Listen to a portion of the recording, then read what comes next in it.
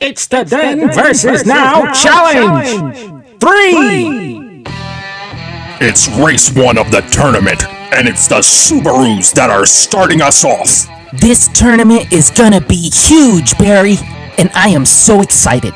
Let's just meet today's racers. Representing Team Then, it's this 1996 Subaru SVX, and it's driven by Scrapyard superfan Aramis Rodriguez. He wrote to us in the comments section asking if he could be a driver, and now he's taken a break from working in his father's shop and has come all the way from Barranquitas, Puerto Rico to race today. Good luck, Aramis. And for Team Now, we have this tricked out 2011 Subaru WRX STI, driven by Royal Valencia, and he joins us from Chula Vista, California. Okay then, Al. Let's get up to the guillotine gate and get this tournament started. Here we are at the guillotine gate for Heat 1. Aramis Rodriguez in Lane 1 and Royal Valencia in Lane 2. And while the safety officials are clearing the track, let me just remind you, we have 2 groups in round 1, each consisting of 8 races, and the driver with the most wins after 3 heats advances to the quarterfinal rounds. And here's a super special bonus. We're gonna be changing the track at every level of this tournament, making it progressively harder. So for round 1, we've added a jump. Barry, the officials have cleared the track. Hit that countdown button and let's get this tournament started. 3, 2, 1, go! And they're off. They connect. Whoa, WRX flips. Aramis flies through the air. He hits the wall. He loses it. But he's in reverse and across the line. Wow, let's get to that replay. Wow, what a great way to start this off, Barry. They both rip down Nevada. Then Royal in the WRX tries to block in the bottleneck. But he ends up flipping and goes into Carmine Corner on his roof. But Aramis in the SVX never looks back and gets some huge air coming off the jump into Clunker Canyon. And then he loses it coming into the boulevard and pulls off a sweet reverse 360 and backs it up over the line. While Aramis may have backed his way across the finish line, he's going completely forward on the scorecard by scoring the first win in this race. We are back at the guillotine gate for Heat 2. Quick lane change puts Royal in Lane 1, and Aramis moves over to Lane 2. Aramis is looking for the win to put Royal away quickly, and Mr. Valencia is looking for the tie to stay alive. 3, 2, 1, go! They're even! Whoa, what a move! Royal stalls! Aramis barely makes it over the jump. He's into the wall! He's into the tires! But more importantly, he's across the line. These guys have been pretty even off the line, Barry. But Aramis edges out a slight lead at the end of Nevada. Then Royal manages to use a pit maneuver on Aramis and makes him spin. And amazingly, for the second time in this race, he's able to spin himself around in reverse. Plus, he does it without losing the lead. However, Aramis almost lost it completely coming off the jump, and luckily a pair of clunkers kept him from going over the cliff. And it seemed like Royal chickened out and slammed on the brakes right before the jump. Then Aramis makes that four-wheel drive system work overtime as he struggles down the boulevard to keep it on the track and across the line. While Aramis may have struggled down the boulevard, he had no trouble putting his second win on the scorecard. That WRX offered up little competition in this heat. Heat 3. Aramis already has enough wins to advance. This just gives Royal a chance to save some face and put a win on the scorecard. Or it gives Aramis a chance at a complete shutout, setting a high bar for the tournament early, right here in race 1. 3, 2, 1, go! Here we go! Aramis rocks! He's in reverse again! He did a barrel roll! Royal can't get around! Did you see that move? I did, Al. Let's take a closer look in the replay. Well, I said this was Aramis's chance to set the bar high for the tournament, and he just set it really, really high. Right, Al. First he keeps Royals WRX at bay with that beautiful block in the bottleneck. Then he's in reverse again for the third time in the race. And just to show off, he takes the jump backwards, goes into the clunkers, barrel rolls, and takes the rest of Clunker Canyon on his side. I don't know what his dad does in that shop in Puerto Rico, but it must be training stunt drivers because that was awesome. But Aramis's skill at the wheel really shines coming down the boulevard. He's able to block Royal while on his side. Then he does his second barrel roll for this heat, shifts into reverse, and blocks Royal hard into the wall while crossing the line. I'm telling you, we might be showing this clip at the end of the tournament when it gets awarded the move of the match. I can't believe this is only the first race. Man, this tournament is going to be awesome. Slow down, Al. Let's announce today's winner first with a perfect shutout. Aramis easily is tonight's winner. Yeah, Royal Valencia should change his name to Royally Crushed. He got destroyed. Be nice, Al. With that win, Aramis has secured his spot in the first quarterfinal race. Wow, that was great. We really hope you've enjoyed this race. And as a reminder, we'll be changing the track for each round of this event, making it progressively harder. But before that, Al, it's gonna be race 1 from Group 2. Right, Barry, and we're not revealing the cars until race day, so you'll have to tune in to see what kind of cars they are. So please share this video, remember to leave a like, and join us for the next installment of... It's the Then versus Now Challenge! 3! Today it's race 1 of Group 2. And starting us off is the brand that's probably not so familiar to most Americans. That's right, I'm talking about Opel. And up first for Team Then, it's this beautiful, fully original 1975 Opel Kadett GTE. And it was shipped here all the way from Manila, Philippines. And this gem is owned and driven by Mr. Yang Wise. And for Team Now, we have the 2003 Opel Speedster. If you squint your eyes just right, you could almost see the resemblance to its cousin, the Lotus Elise. And this car is driven by Everard Hittner, and he joins us all the way from Berlin, Germany. Okay then, Al. Let's get ourselves all the way up to the guillotine gate and get round 2 started. Here we are at the guillotine for Heat 1. In Lane 1 for Team Now, it's Mr. Wise in the 75 Cadet. And to his right, in Lane 2, it's Mr. Kittner in the Speedster. While the safety officials are clearing the track, we'd like to remind you, for both groups in round 1, the driver with the most wins after 3 heats advances to the quarterfinal rounds. Okay, Barry, the officials have cleared the track. Let's get round 2 started. 3, 2, 1, go! Cadet flips! But he recovers! Speedster gets loose! Cadet is nowhere!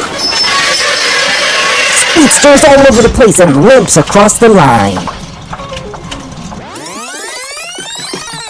Well, Barry, I don't know what Yang Wise has under the hood of that Cadet, but for a car that's almost 50 years old, that thing has got some pickup. Right, Al, he kept pace with the Speedster coming down Nevada. But he moves in for the block too soon and ends up going on his side. Yet somehow he recovers by the time he gets into Carmine Corner. Only to go off the track before he makes the jump, leaving the track wide open for Mr. Kittner's Speedster. And even with an empty track, he still would have went over the side had not those clunkers been there to save him. And the same can be said about the walls in the boulevard because he can't seem to stop bouncing off of them. And that causes him to just barely make it over the line. And while he didn't really put much speed in that Speedster, Mr. Kittner was still able to make it across the line for the first win in this race.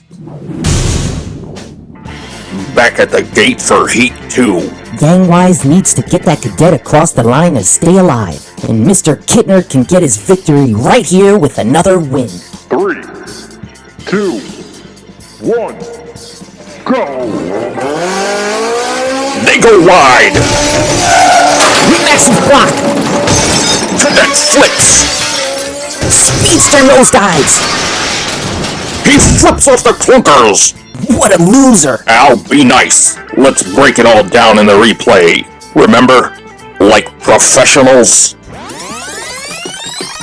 I'm starting to think these Opals aren't very well-made cars, Barry. Maybe that's why they haven't been for sale in America for decades. Well, Al, I guess you could say Yang Wise was having car problems in the bottleneck because Mr. Kittner executes a devastating pit maneuver, sending him flipping into Carmine Corner. Right, and then Mr. Kittner's Speedster practically has no speed at all, as it falls off the jump, nosediving onto the track. And then it crashes into the clunkers and dies an awkwardly slow death like he's in an old silent film. Terrible, terrible driving. Al, be nice. You're right, Barry. Maybe it's just Opals are terrible cars. And what's also starting to look terrible is our scorecard. Those big red X's are starting to pile up. Back at the guillotine for the final heat. The racers are back in their original positions. Again, Mr. Kittner is looking for his second win to secure his victory. Yang Wise needs to tie it up to force a sudden death. But the way these cars have been performing, there's already been enough death on the track. Al, be nice. Sorry, it's just Opals appear to be garbage. Al! 3, 2, 1, go! It's clean! So far, Yang in reverse!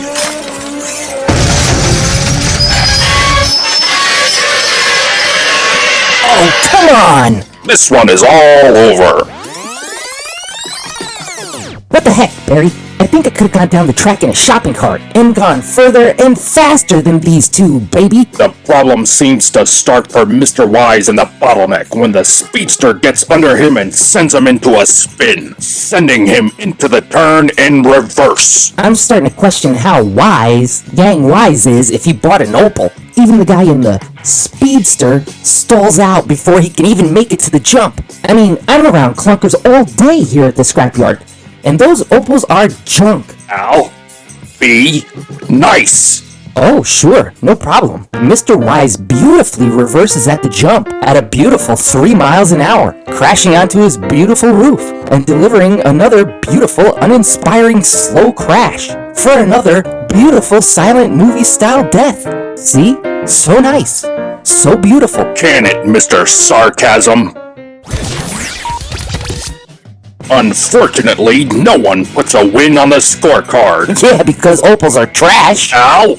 But fortunately, with his win in Heat 1, Mr. Kittner will be moving on. And he is the first person in Group 2 to secure his spot in the quarterfinals. The internet says the last Opal sold in America was 1980, and it makes sense, because they're junk. Al, how many times do I have to say, be nice? Hold on, keep talking, Barry. I have an idea. What? Just blab about something for a minute. I'll be right back. Well, while Al went who knows where, let me just remind all of you, aside from the racers in the qualifier, every other racer will be a surprise. So you'll have to tune in to find out what kind of car and who will be racing. Okay, check this out. Since Opals are so terrible, I redesigned their logo.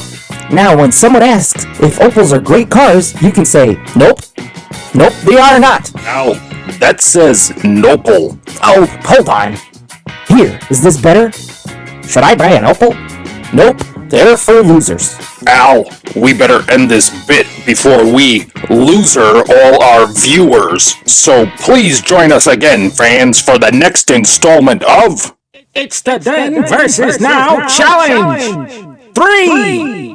Today it's Race 2 of Group 1. Today's race features the legendary Nissan GT-R. And if you've been watching this event since the beginning, then you know these racers had to earn their spots today by winning back in qualifying race 1. Returning for Team Then, it's the still beautiful 1982 Turbo R30, driven by Roberto Paul from San Bernardino, California. And back for Team Now, it's this horsepower beast, the 2020 LBWK 35 GT-RR V2. And it's driven by Mr. Tanner Zhang, who joins us all the way from Daozu, China. Okay then, Al, let's cut the chatter and get this race started. Here we are at the guillotine gate for Heat 1. In Lane 1, it's Roberto Paul. And to his right in lane 2, it's Tanner Zhang. While it's not their first time on our track, it is the first time they'll only be racing against one other car instead of 3, so I'm sure they really appreciate the extra elbow room. 3, 2, 1, go! They're tight! Tanner leads! Roberto loses it at the jump! Tanner is all over the place! Oh, and he's hard into the tires, and bits of rubber are flying everywhere! Wow, Barry, these guys brought the excitement in the qualifiers, and they're keeping it going here. That's right, Al. Look how tight they keep it all the way through the bottleneck. It's only around Carmine Corner that Tanner Zhang gets the advantage with all that extra horsepower. And he gets a beautiful launch off the ramp, and you could see that four-wheel drive system working hard to keep him on the track. Unfortunately, Roberto Paul cannot say the same, because he goes bumper first into the track and then off into the clunkers. But he does impressively two-wheel it and keep it on the track, only to unimpressively park it under the big rig. Speaking of unimpressive, after such a beautiful landing, Mr. Zhang completely loses it coming down the boulevard, spinning wildly out of control and going hard into the tires. But an unimpressive win still gets you a very impressive check on our scorecard. Heat 2. Roberto Paul needs to get that Turbo R30 in gear. He has to win this heat in order to stay alive. The racers have switched lanes. Let's see how that affects this heat. 3, 2, 1, go! They go wide! Massive blowout! Roberto holds on! Tanner flips! They both spin!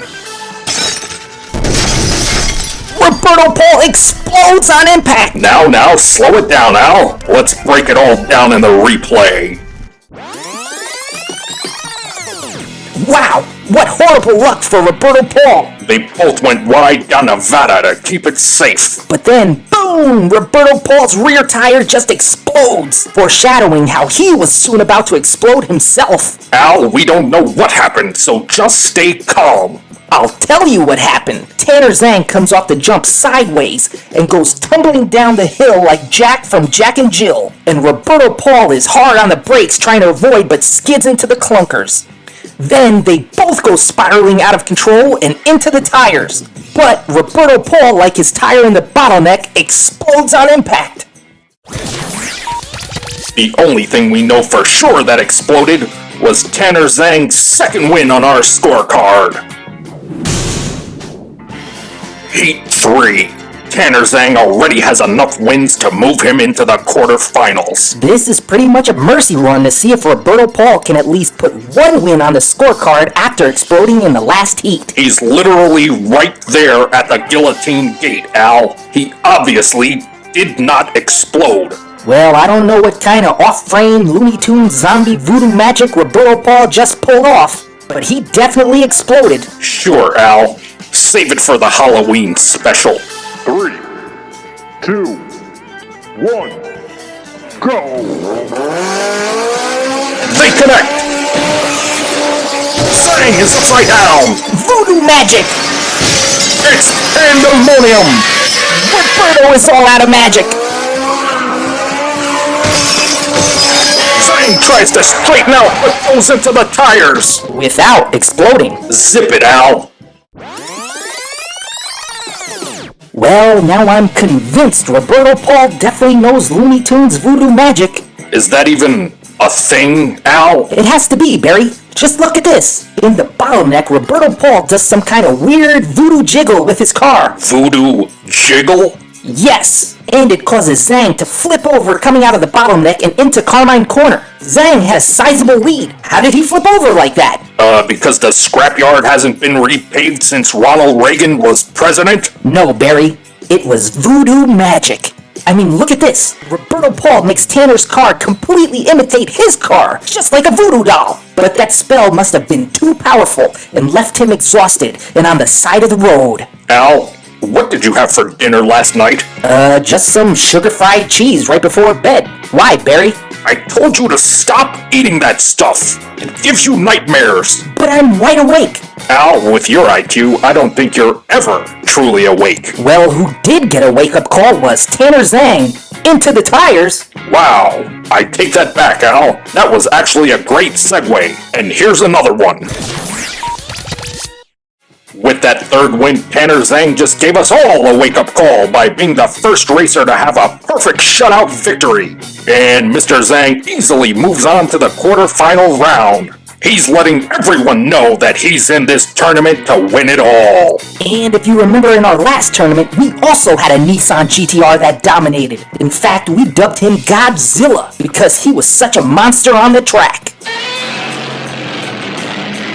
So while you're waiting for our next race, you can watch that whole tournament in one sitting by checking out our compilations playlist. And be sure to join us next time when we're back to Group 2 for Race 2. But to find out who those racers are, you'll have to join us for the next exciting installment of... It's the Then versus Now Challenge! 3! We are back for Round 1, Group 2, Race 2. And this one is gonna be bug. It's about bigs. It's big and it's about bugs. While Al figures out what's bugging him, let's meet today's racers. Back again for Team Then. It's this factory original 1962 VW Beetle, driven by Miss Emma Rands from Hanover, Germany. And I'd just like to remind everyone she is the highest point scorer out of all 32 drivers in the qualifiers. She completely dominated and racked up a total of 17 points in her race. Well, returning for Team Now is Miss Shelly Harper from San Francisco, California, in the 2019 VW Beetle convertible. And she set a record of her own in the qualifiers. She had the most costume changes of any racer in Scrapyard history. She said it brings her luck. Let's see if she'll continue that trend and how it'll work out for her here today. Okay then, Al, let's get this big bug show on the road. Or should I say, track. Here we are at the Guillotine Gate for Heat 1. In Lane 1, it's Team Now's Shelly Harper. And to her right in Lane 2, it's Miss Emma Rands. The safety crew has cleared the track while we did the racer intros and has given us the all clear. Then let's get this race started. 3, 2, 1, go! Nice and straight. Shelly gets ejected. Emma hard on her roof. Wow, look at that move. Whoa, what a pass. What a great bit of racing. Let's break it all down in the replay. Well, Barry, this is starting to feel like deja vu all over again. That's not how that works, Al. You know what? Never mind. Just continue with what you were going to say. Well, if you remember in the qualifiers, Shelly Harper scored the majority of her points when she was ejected from her own car. It's also what led to all the costume changes, if I remember correctly. Right, Barry. And yet again, coming into Carmine Corner, it's the orange convertible and no sign of Shelly. And that's what you call deja vu all over again. You got that all mixed up, Al. And who else must have felt all mixed up was Miss Emma Rands in her Beetle, because she hits that track so hard coming off the jump, that pink classic actually bounces. However, in another example of deja vu repeating for the third time, Shelly Harper's car actually seems to drive better after she gets ejected from the driver's seat. Just look at how it pulls off this reverse J-turn. Al, J-turns are always done in reverse. See, Barry? That's more deja vu. Al, you have my head spinning. You mean like how Mrs. Rands' head was spinning after Shelly Harper's car rams into her as it zooms past for the win? Look at the way the car even turns around at the end of the race. It's almost like it's looking at Mrs. Rand fall short of the finish line, like it's alive. Whoa, I just had a great idea. Someone should make a movie about a VW bug that's alive and can drive by itself. It'll be a blockbuster. It's been done, Al. It's called Herbie the Love Bug. Haha, you see, Barry? That's more deja vu all over again. Well, what's not deja vu is Miss Emma Rands getting her first taste of defeat. Miss Shelley Harper's convertible amazingly puts the first win on the scorecard. Back at the guillotine gate for Heat 2, the racers are in the same lanes. But not in the same outfits. Like usual, Miss Harper has changed her outfit after getting ejected. 3, 2, 1, go! Here they go! Steady. Emma Rands in reverse. Shelley stalls out. Emma Rands all alone. Here she comes. Whoa! Hard into the tires. That's gotta hurt. Looks like Emma Rands did not like the taste of defeat, and she got her head into the game. Well, both racers got a little squirrely coming into the bottleneck. Right, Barry, because while Emma Rands was able to take the turn in reverse, Miss Harper stalled out and had to back up and call it quits for this heat. And while Emma seems to still be having a hard time getting that pink beetle to clear the jump, she is able to center up and push that little bug to its limit going down Clunker Canyon. But she does get a little loose coming down the boulevard and ends up slamming into the tires. After that, I doubt her beetle will still be in factory condition, but hopefully not enough damage to affect the rest of the race. Well, what has affected the rest of the race was Emma Rands' win, because now it's all tied up. Back at the gate for Heat 3, and Shelley Harper with yet another costume change. I am so excited, Barry. This is our first race that's come down to the final heat. Barring any unseen tragedy, someone will end this heat the winner. Safety crew has given me the thumbs up, the track is set, this heat is a go. 3, 2, 1, go! Emma blocks. She flips. Shelley is ejected. Shelley is on the track. She looks hurt. Oh no! Tragedy is no longer unseen. Someone call the safety crew. Calm down, Al. That's literally our job. Sorry. Wild Bob, we need you on the track. Stat! Don't you worry, none. We're on it. Safety crew, here's a go. Be careful. Go back! Oh my goodness. Stop running her over! Oh my god! Please, show some decorum. Cut to commercial. Hey, look what's coming back. It's me, the six-time campione, Giovanni Metro. Here to tell you, we are coming back with another race of the Touring Force Today Championship. Huh? You like that, yeah? Just go to the replay. I'm speechless. Thank goodness, because I don't think I could talk right now, Barry. What? Well, longtime fans to this channel will know anytime you say you're speechless, it's usually before you blab on for about 15 minutes. So please, be speechless, because I think I'm gonna be sick. Oh, no you don't. We still haven't even paid off these carpets from the last time you were sick. But anyway, having misjudged her block, Emma Rands flips into Shelley Harper's convertible, ejecting Shelley from her car and sending her tumbling under Emma Rands' beetle into the wall and down the length of the bottleneck. And like the aforementioned Herbie the Love Bug, Shelley's car pushes Emma's beetle through Carmine Corner and off the track, just past our camera. And poor Shelley keeps tumbling down the track and lays motionless in the apex of the turn. And after saving its driver, Shelley's heroic car skids to a halt in Clunker Canyon. And that's when things go from bad to worse, because we decided to call the safety crew. It starts off valiantly enough with Wild Bob up in the air in the yellow jacket, and the safety crew ripping out of the gate and down the hill. But in the bottleneck, that's when things start to go south. And who knows what happened in Carmine Corner? Oh, you're back. Yeah, I think I'm good now. Anyway, The first truck drives right past her, and that's probably the best thing that could have happened to Shelly, because the silver EMT van mistakes Shelly for a speed bump. Then the orange reserve EMT van backs up the silver one by running her over some more. And who knows why there's a forklift on the safety crew, but there is, and that gives her one final love tap before crashing into the orange EMT van. Hold on, Al. The office is talking in my earpiece. Uh-huh. Okay. What? Are you sure? What is it? Well, you're not gonna believe this, Al. The office said Shelly couldn't decide which race suit she wanted to wear in the final heat.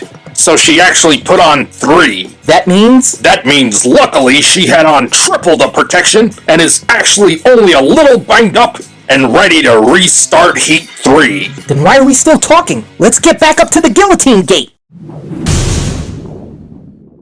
Here we are for the restart. I can't believe Shelly is on the line. Wow, what a trooper. And what color helmet does she have on now? Kinda looks like black and blue. I don't think that's a helmet, Al. Oh, okay. Then let's just start the countdown. 3, 2, 1, go! Emma tries another block. Shelly avoids it. Emma flips. Shelly pulls through. Oh no, Shelly flips. Wait, she's back on her wheels. She's across the line and still in her car. Wow, do you believe in miracles? What an incredible turn of events! Emma Rands tries again to block going into the bottleneck. But this time, Shelly was ready and is able to avoid it, and stays in her car. And deja vu strikes one final time, because this time it's Emma Rands that's upside down coming through Carmine Corner. That's still not how that works. Meanwhile, Shelly flips off the turn and slides down Clunker Canyon on her black and blue helmet. I still don't think that's a helmet. Then, as if her possessed car wants to win on its wheels, it somehow manages to right itself, face forward, and gingerly cross the line for an amazing win in this heat.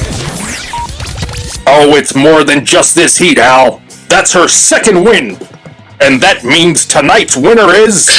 the safety crew! What? You said so yourself! Shelly had on extra protection, and it's fine. Heck, she's better than fine, because she just up and got her big win for the day. And so did the safety crew, because we just went another day without injury. Are you serious? You guys ran her over, at least twice. And she's just fine, and still looks sweeter than a daisy. What I was going to say is, Shelly Harper is tonight's winner with that amazing display of sportsmanship by getting back up when she was down. You mean run over?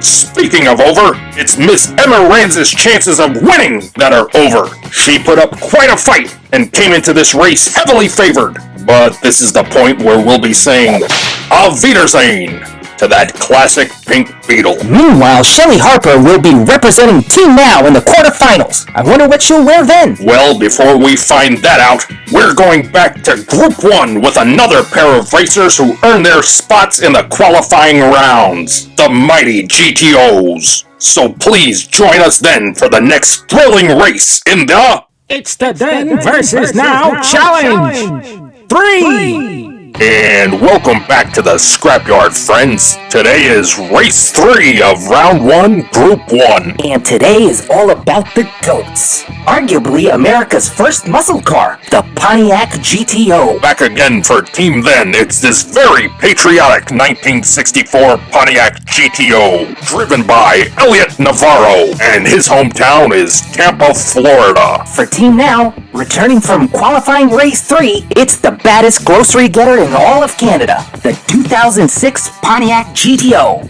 driven by Miss Imelda Roy, and she's back from Richmond Hill, Ontario, Canada. Now let's get these goats out of the barn and onto the field.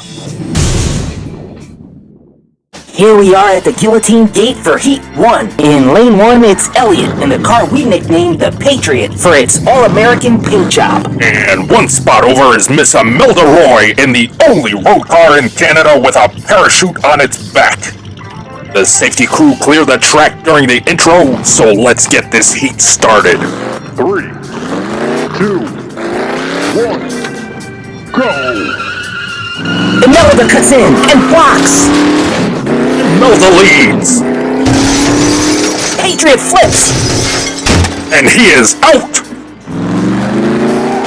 Imelda across the line and hard into the tires. Oh, Canada, that had to hurt. Wow, this one started off with a bang. Don't you mean it ended with a bang, Barry? I mean, did you see the way Imelda Roy went into those tires? Blammo! Okay, slow down, Al. We'll get there. First, let's take a look how Imelda blocks Elliot the whole length of the bottleneck, which allows her to take a sizable lead in Carmine Corner, setting her up for a big jump into Clunker Canyon. And even though she messes up the landing, it's still a 10.0 compared to the Patriot, which flips on its Stars and Stripes hood. And yet he still somehow impressively manages to get that heavy muscle car back on its wheels. But unfortunately, he also manages to go into the clunkers and into the metal barrier, causing his emergency shutoff to kick in and end his heat. However, Imelda Roy cashes in on that opportunity and gets all 400 horses under that hood running at full speed. Regrettably, she is unable to pull in the reins on all those horses and goes into the tires so hard she actually bounces back onto the opposite side of the finish line. So, is that a negative win? No way, Al. Not here at the Scrapyard. Our #1 rule is make it across the line, any way possible. What you do after that is your business.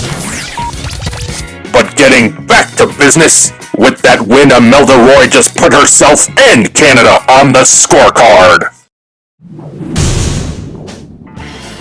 We are back at the gate for Heat 2. Imelda Roy in lane 1, and I'm still trying to figure out why she didn't use that parachute to stop herself in the last heat. That's because I heard it's not actually a parachute, Barry. She said so herself. That's her grocery getter. So it's not a parachute, it's really just a giant shopping bag. And I don't blame her. Have you seen what some stores are charging for shopping bags nowadays? It's crazy! Al, the race? Oh yeah. In lane 2, Elliot Navarro and the Patriot needs a win here to stay alive. The safety crew has given us the thumbs up. This heat is a go. 3, 2, 1, go! Patriot on 2 wheels! Imelda flips! Patriot all alone! Whoa! Into the tires! Even harder than Imelda Roy hit them!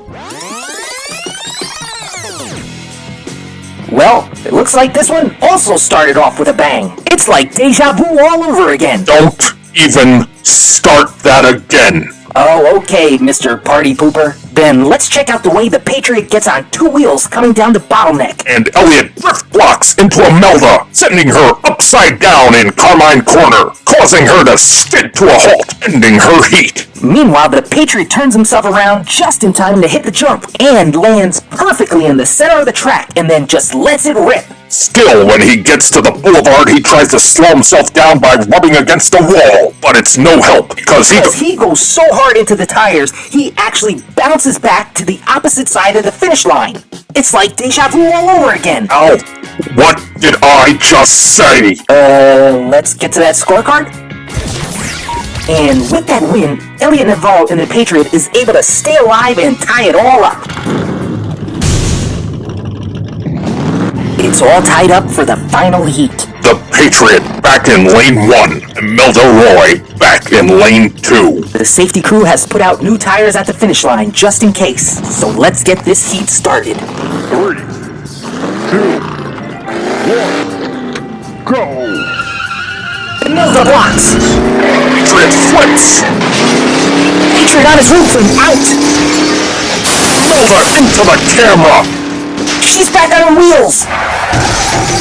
Imelda across the line and hard into the tires. It's like deja vu all over it. Hey, what happened to my microphone? Why, I have no idea what you're talking about, Al. But look at the way Imelda cuts in at the end of Nevada, and then delivers a ferocious block, flipping the Patriot on his roof. It was such a brutal block that he only comes to a stop at the very end of Carmine Corner. Then Imelda Roy goes off the jump into one of the car carriers and flipping down the rest of Clunker Canyon and into our camera. yet showing astonishing driving skill. Not only does she get her car back on its wheels, but she crosses the line facing forward. However, all that maneuvering left no time for her to hit the brakes, and it's into the tires once more. It's like deja vu all over again. What? Are you serious? With that second win, Miss Imelda Roy and her grocery getter win the race. That means we'll be saying goodbye to Elliot Navarro and his Patriot 62 GTO. But Miss Imelda Roy scores a big win for Team Now.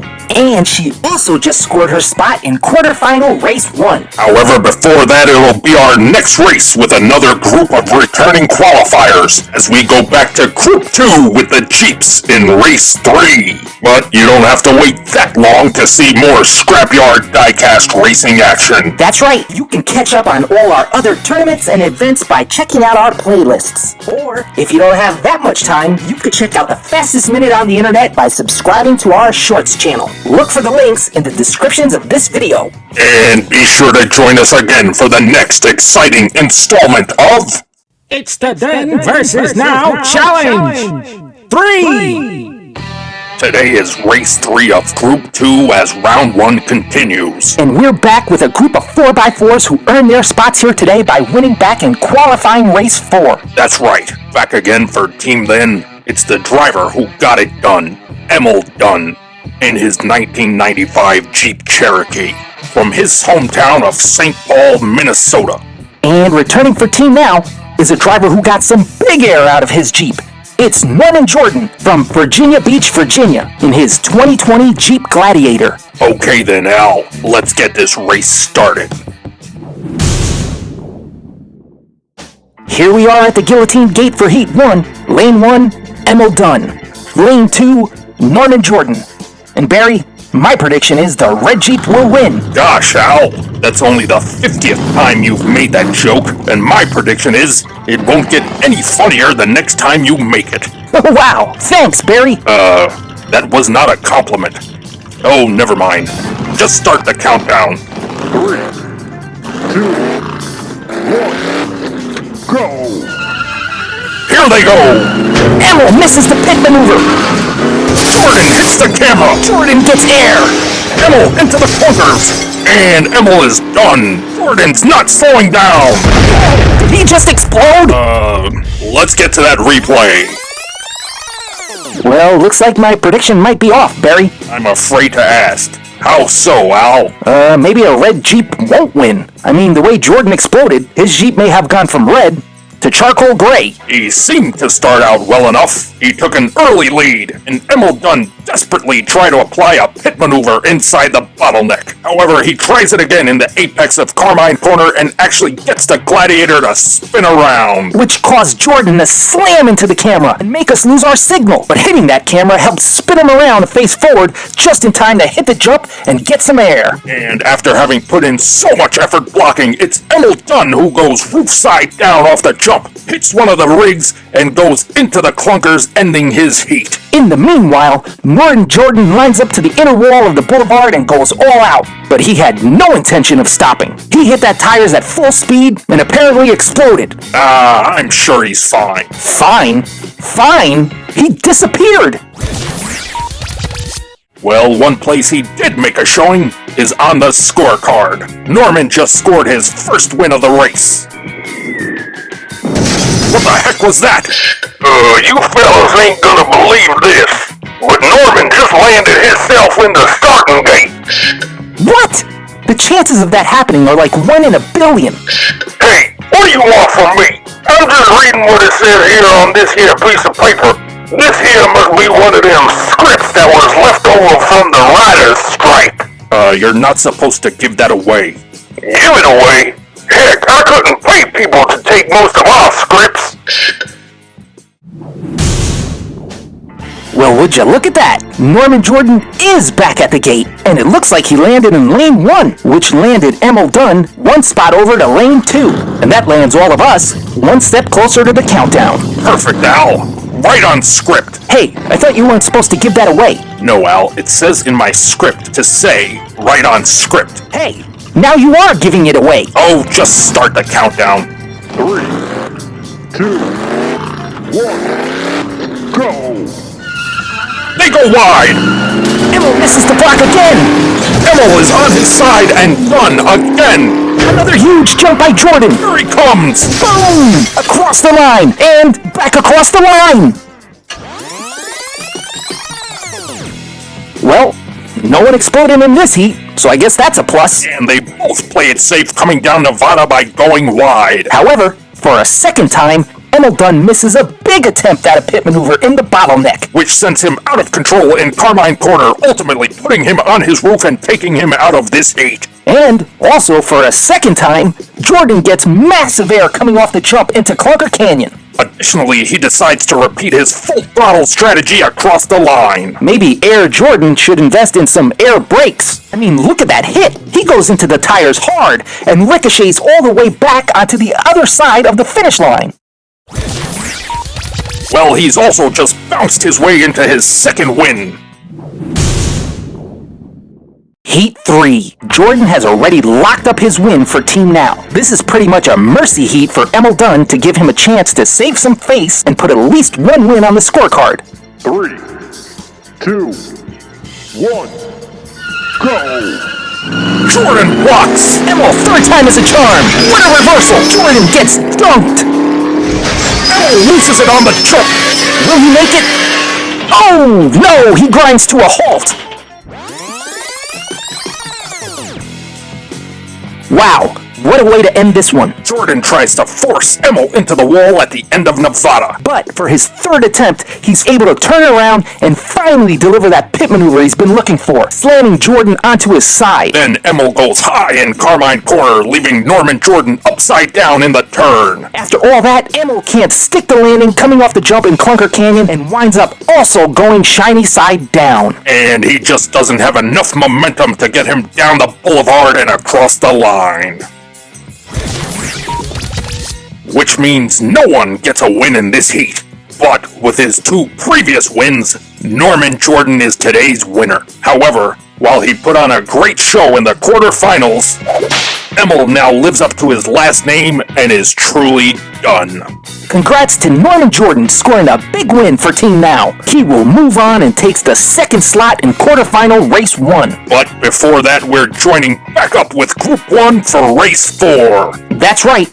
And we're not revealing those cars until race day, so you'll have to tune in and see who they are as we continue with the next exciting race in the... It's the Then versus Now Challenge! 3! We are here for Round 1, Group 1, Race 4, and today is all about Bavarian Motor Works, aka BMW. Not to be confused with my favorite, BCP. What? BCP, aka Bavarian Cream Pie? It's my favorite. Excuse my co-host, fans. He's obviously out to lunch. BCP is for dessert, Barry, not lunch. Interrupt me again, and BCP is gonna stand for Barry Cancels Paycheck. Apologies, fans. Up first for Team Then, it's this flawless 1969 BMW 2002, driven by Maria Schultz, who, like her car, is also from Germany, as in Lubesi, Germany. And for Team Now, it's the 2016 BMW M2, driven by Tanner Perry from his hometown of Corpus Christi, Texas. Now let's get up to that guillotine gate and get this race started. Here we are at the guillotine gate for Heat 1. Miss Schultz in Lane 1 definitely has her work cut out for her today. With only 120 horsepower, she has 245 horsepower less than Tanner Perry's M2 in Lane 2. Barry, the safety crew has given me the thumbs up. Safety checks are done. Let's get to that countdown. 3, 2, 1, go! Maria blocks! Tanner responds! Maria loses it! Big jump by Tanner! He's into the wall! Oh! There's chunks of rubber everywhere! Al, let's break it all down in the replay. Wow! What a way to start this one off, Barry. Right, Al. Even with such a power deficit, Maria Schultz still had an impressive launch coming out of the guillotine gate. And once she saw Tanner pulling away coming down Nevada, she decided to go in for a block. but she overshoots it and hits the inside wall, coming into the bottleneck. Tanner Perry cashes in on that misstep and blocks Maria as she's trying to course correct coming out of the bottleneck.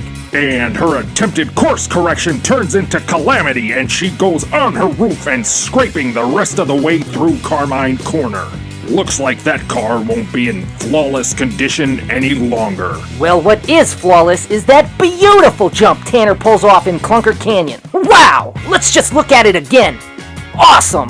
Yet somehow, after such a great jump, he has difficulty coming into the boulevard and goes into the outside wall. Looks like he also had difficulty finding the brake pedal because he goes into the tires, sending chunks of rubber everywhere, and then ricochets into the barrel, which finally brings him to a halt. Well, it also brings him to the first win on tonight's scorecard. Hopefully by now, Maria had a chance to buff out those scratches and get back up to the starting line.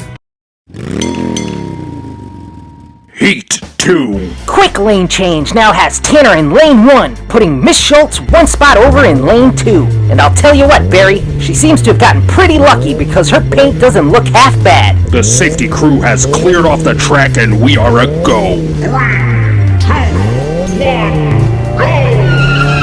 They go wide! It's chaos! Maria flips again! Tanner into the clunkers! He holds on! Barely! Yes? No, I said barely, not Barry! Oh, now you made me miss it! Al, don't worry. That's exactly what the next part is for.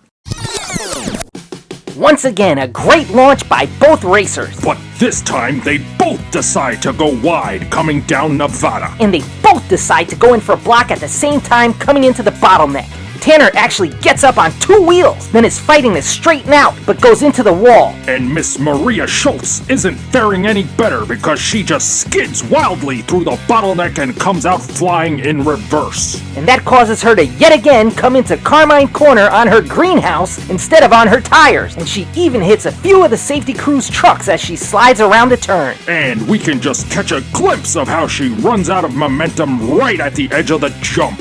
Meanwhile, Tyler was able to skid his way around and nosedive into the crates and slide into the clunkers. It took quite a bit of skill to keep from going over the cliff. And he hits just about every clunker in the line trying to straighten out. However, after all that work to straighten out and taking the center lane coming down the boulevard, he hits the inside metal barrier at the finish line and goes into the tires and barrels again for a near perfect repeat of his last finish. Well, if nothing else, at crashing, Tanner is consistent. Actually, Al, Tanner is also showing to be consistent at putting wins on the scorecard because he just got 2 in a row. Heat 3. Tanner already has enough wins to move on to the next round. This is just a mercy heat to see if Maria can get at least 1 win on the scorecard. And to prove members of Team Now are such good sports, he even gave Maria the inside lane. For the last time today, here we go. 3, 2, 1, go! They're even! Tanner blocks! Tanner in reverse! Maria flips again! Tanner drifts in reverse! Awesome! Here he comes! Whoa! Into the tires again! Al, one last replay. Wow! This is like deja vu all over again. Al, stop trying to make that a thing. Well, what was a thing was the awesome block Tanner delivered in the bottleneck. Maria does a good job holding on and pushing against Tanner. She actually gets to force him into reverse coming into Carmine Corner. But for the 3rd time, she also puts herself on her lid and skids to a standstill. Then Tanner hits the jump in reverse and pulls off a beautiful reverse e-brake J-turn. Al, all J-turns are in reverse. I think you told me that before. Or maybe it's deja vu all over again. Al! Then Tanner scrapes against the wall and is able to pull away and actually accelerates into the tires. That was the 3rd time in a row. And it was also his 3rd time winning in a row. easily putting away Maria's chances in this tournament. And while she had a long trip here from Germany, unfortunately, Maria Schultz will have a short journey in our tournament, as she has been eliminated. Unlike tonight's winner, Tyler Perry, who just scored big for Team Now with a perfect shutout. And with that win, he just scored the second spot in quarterfinal race 2. We hope you'll join us next time when it's back to Group 2 for their 4th race. And we're keeping those cars secret until just before the race. So make sure you subscribe to the channel so you can see our community posts when we reveal who the contestants are. Thank you so much for watching, and please join us next time for the next exciting race in... It's the Then versus Now Challenge! 3! We are back for Round 1, Group 2, Race 4. And do we have a special treat today? Today we have a die-cast racing celebrity driver. Okay, Al, take it easy. Let's not play favorites and meet both of today's racers. Okay, starting off first with Team Now, it's the 2019 Mercedes-Benz AMG GT63S, driven by Spencer Vargas from his hometown of Salinas, California. And my notes say he's a drafter.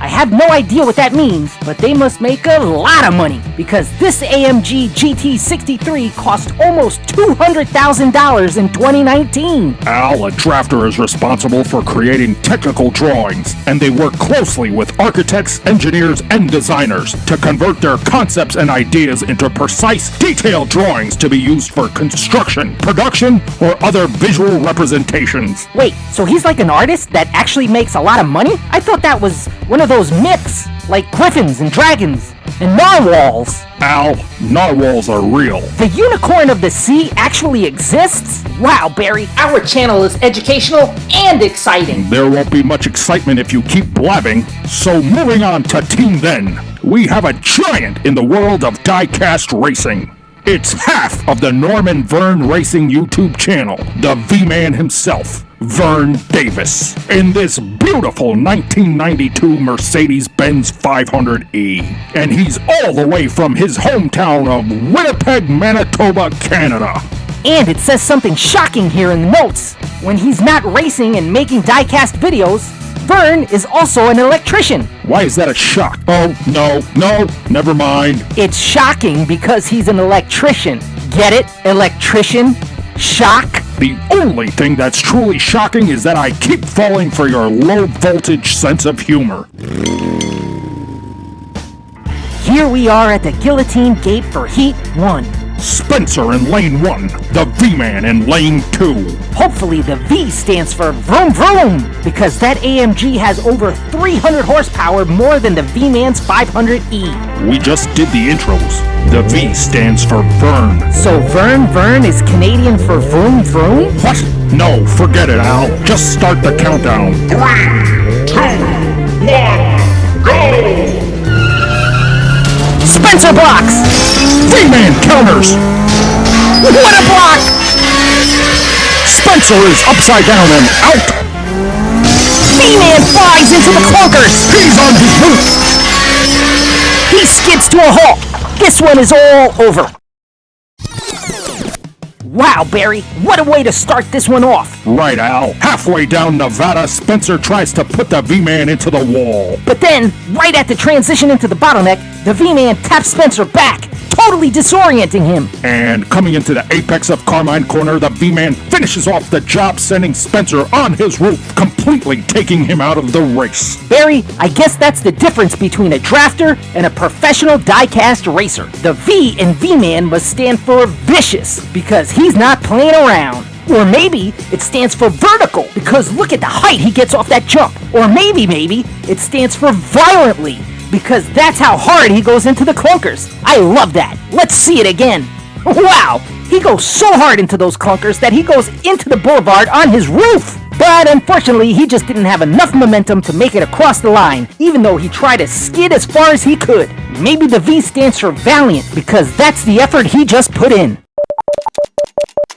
I can guarantee you that it does not stand for victorious, because since no one crossed the line, no one gets a win. Heat 2. The racers have opted to stay in the same lanes. Spencer, lane 1. V-Man in lane 2. Maybe they're trying to see if lightning in a bottle will strike twice. Al, that's not even close to being a saying. If you were the V-Man, the V would stand for vexing. Thanks, Barry. I knew you always thought I was magic. I said vexing, not vexing. Oh, never mind. Just start the countdown. 10. They're tight. Spencer delivers a pit maneuver. V-Man on his roof and is out. Spencer into the clunkers. He skids to a halt. This one is also all over. Wow, Al, that was almost the exact race as Heat 1 with the roles reversed. Maybe I am magic, Barry. I did predict that lightning in the bottle would strike twice. Again, not how that works. But what did work was the pit maneuver Spencer dished out in the bottleneck. It sent the V-Man spinning into Carmine Corner. Spencer paid him back for the previous heat and sent him on his roof. So maybe the V stands for vengeance, because Spencer just got his revenge. And in a further roles reversed replay, Spencer goes high off the jump and directly into the clunkers. And he even comes to a halt almost in the same exact location as the V-Man in Heat 1. Can we get a side-by-side? Wow! Look at that! And to make the roles reversed replay complete, this is another heat where no one puts up a win. Back at the guillotine gate for what could be the final heat. Both racers know that someone here needs to win to move on, so no one is looking for lightning to strike that bottle for the third time, and they decided to change lanes. Al, you make me wish that you were the V-Man and the V stood for voiceless. Hey! Now, Al, the countdown is starting. 10. V-Man blocks! Spencer misses! V-Man has a huge lead! He rockets through the canyon! Spencer into the clunkers! He is out! V-Man all alone! Across the line! And into the tires! What was that?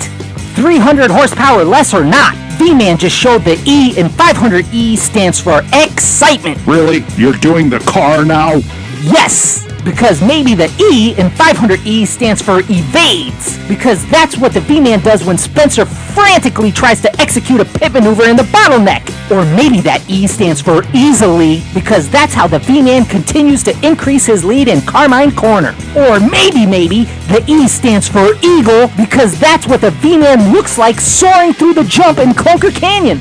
Or possibly the E could stand for the fate that awaited Spencer when he misses the jump, because he got eliminated. Well, then the V-Man clips the outside wall of the boulevard and goes spinning across the line and into the tires. So tell me, Al, what does the E stand for in this case? Duh, Barry. Obviously it stands for E-brake, because that's what he should have pulled to try and avoid hitting those tires. Well, one thing he did not avoid was putting a much-needed win on the scorecard, winning it all for today. Yeah, the V-Man is sending the drafter back to his drawing board. And the V-Man just showed Spencer that the V in his name is for what he did to Spencer's spot in the tournament. He vacated it. And what can be said about the V-Man was he was in the older car. No twin turbos, but he's a professional die-cast racer and just proved the value of experience. So maybe the V stands for value? Or maybe it stands for his ticket being validated into the next round, because he just secured his spot in quarterfinal race 2. Well, anyway, we want to thank both racers for entering our tournament. If you want to see the V-Man on his home turf, go check out his channel for some great die-cast racing set to an amazing soundtrack. And we hope you'll join us next time, so make sure you subscribe to the channel so you can see our community posts when we reveal who the contestants are. Thank you so much for watching, and please join us next time for the next exciting race in... It's the Then versus Now Challenge! 3! We are back for race 5 of Group 1. Barry, I'm so happy we have some Lamborghinis back on the channel. Longtime fans will remember our very first video ever was about Lamborghinis. I know. Who hosted that one? Was it me or you? Yes. Wait, that's not an answer. What do you mean by that? Al, can it with the chit-chat, and let's not waste any more time and meet today's racers. Up first for Team Then, it's the 1989 Lamborghini LM2, driven by Anna Mae Bullock, who joins us from her hometown of Brownsville, Tennessee. Then for Team Now, it's this very shiny 2017 Lamborghini Urus. And this car was actually shipped here first class all the way from Bombay, India by its driver, Ranveer Singh. And now let's first class ship ourselves up to the broadcast booth to get this race started. Here we are at the guillotine gate for the start of Heat 1. In lane 1, it's Miss Bullock in the LM2. And one lane to her right is Mr. Singh in the Urus. While we were doing the intros, the safety crew was busy clearing the track. So we are ready for that countdown. 3, 2, 1, go! Urus blocks! Bullock turns over! Urus rockets through! Bullock is out! Urus flies into the clunkers! Whoa! Boom goes the dynamite! Urus on his roof as he slides across the line! Barry, it is always big action when we have the Lambos on our channel. That's right, Al. Mr. Singh wastes no time and immediately goes in for a block coming down Nevada. And it looks like Miss Bullock tried to return the favor by attempting a pit maneuver, but she totally misses, and that sends her flying out of the bottleneck. And she enters Carmine Corner upside down and violently tumbling like she's rolling on the river. Meanwhile, Mr. Singh in the Urus unleashes all that horsepower and takes off like a rocket. But then, after that takeoff, that rocket crash lands into our clunkers, launching them off the cliff, with explosive results. Plus, it looks like the Lamborghinis are just as fast on their hood as they are on their wheels, because Mr. Singh was still accelerating as he came down the boulevard. Well, while his landing into our tires after the finish line wasn't a first-class trip, Mr. Singh has still landed in the winner's square for Heat 1. Looks like during the replay, Mr. Singh had his pit crew buff out those scratches, because he looks good as new as he takes the pole position in lane 1. And likewise for Miss Bullock as she was able to get her Rambo Lambo back on its wheels and into lane 2. 3, 2, 1, go! They're tight! Massive block! Urus loses it! Miss Bullock turns it over again! They are both out! This one is all over. Let's see what went wrong, Al. That one was rough, Barry. Both racers connect coming down Nevada trying to muscle one another into the wall.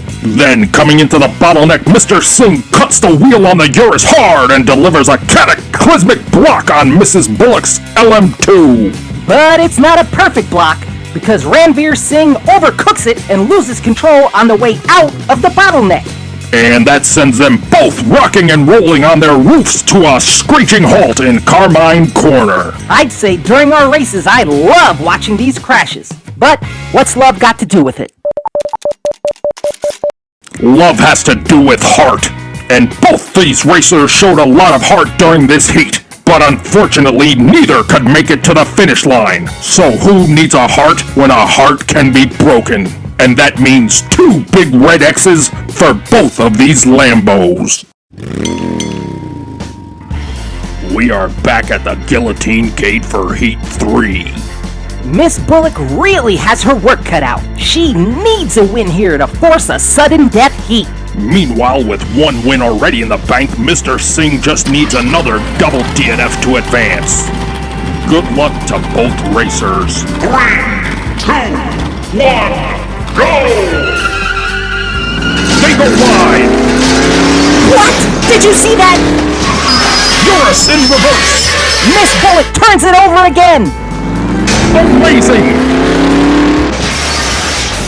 Whoa! Did you see how hard he went into the tires, Barry? Did you see it? Yes. Let's see it again in the replay. Wow!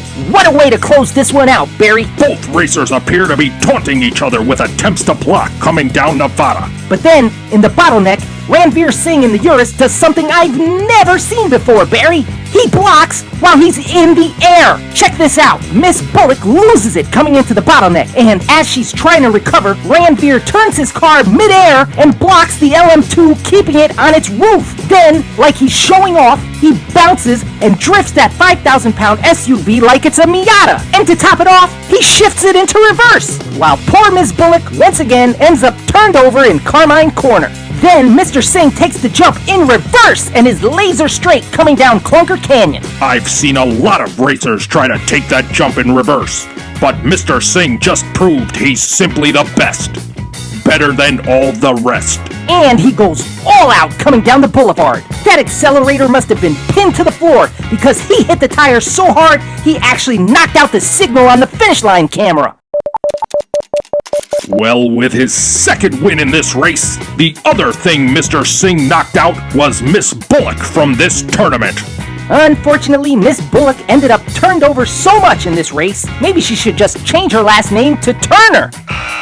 And maybe a V12 Lambo LM2 is just a little more power than she can handle. She should really think about converting that thing to something a little more manageable, like maybe do a Mercedes engine swap and make it an automatic. Al, can you focus, please? Like the way Mr. Singh just did in that last heat, making him tonight's winner.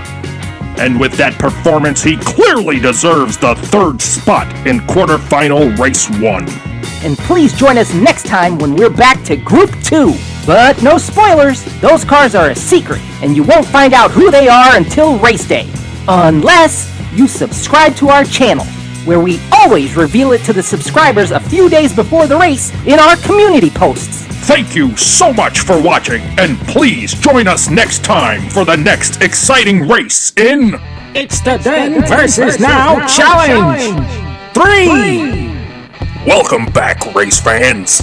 It's race 5 of Group 2. Today's racers represent one of the most historic and toughest trucks around, the Land Rover. What's that about, Al?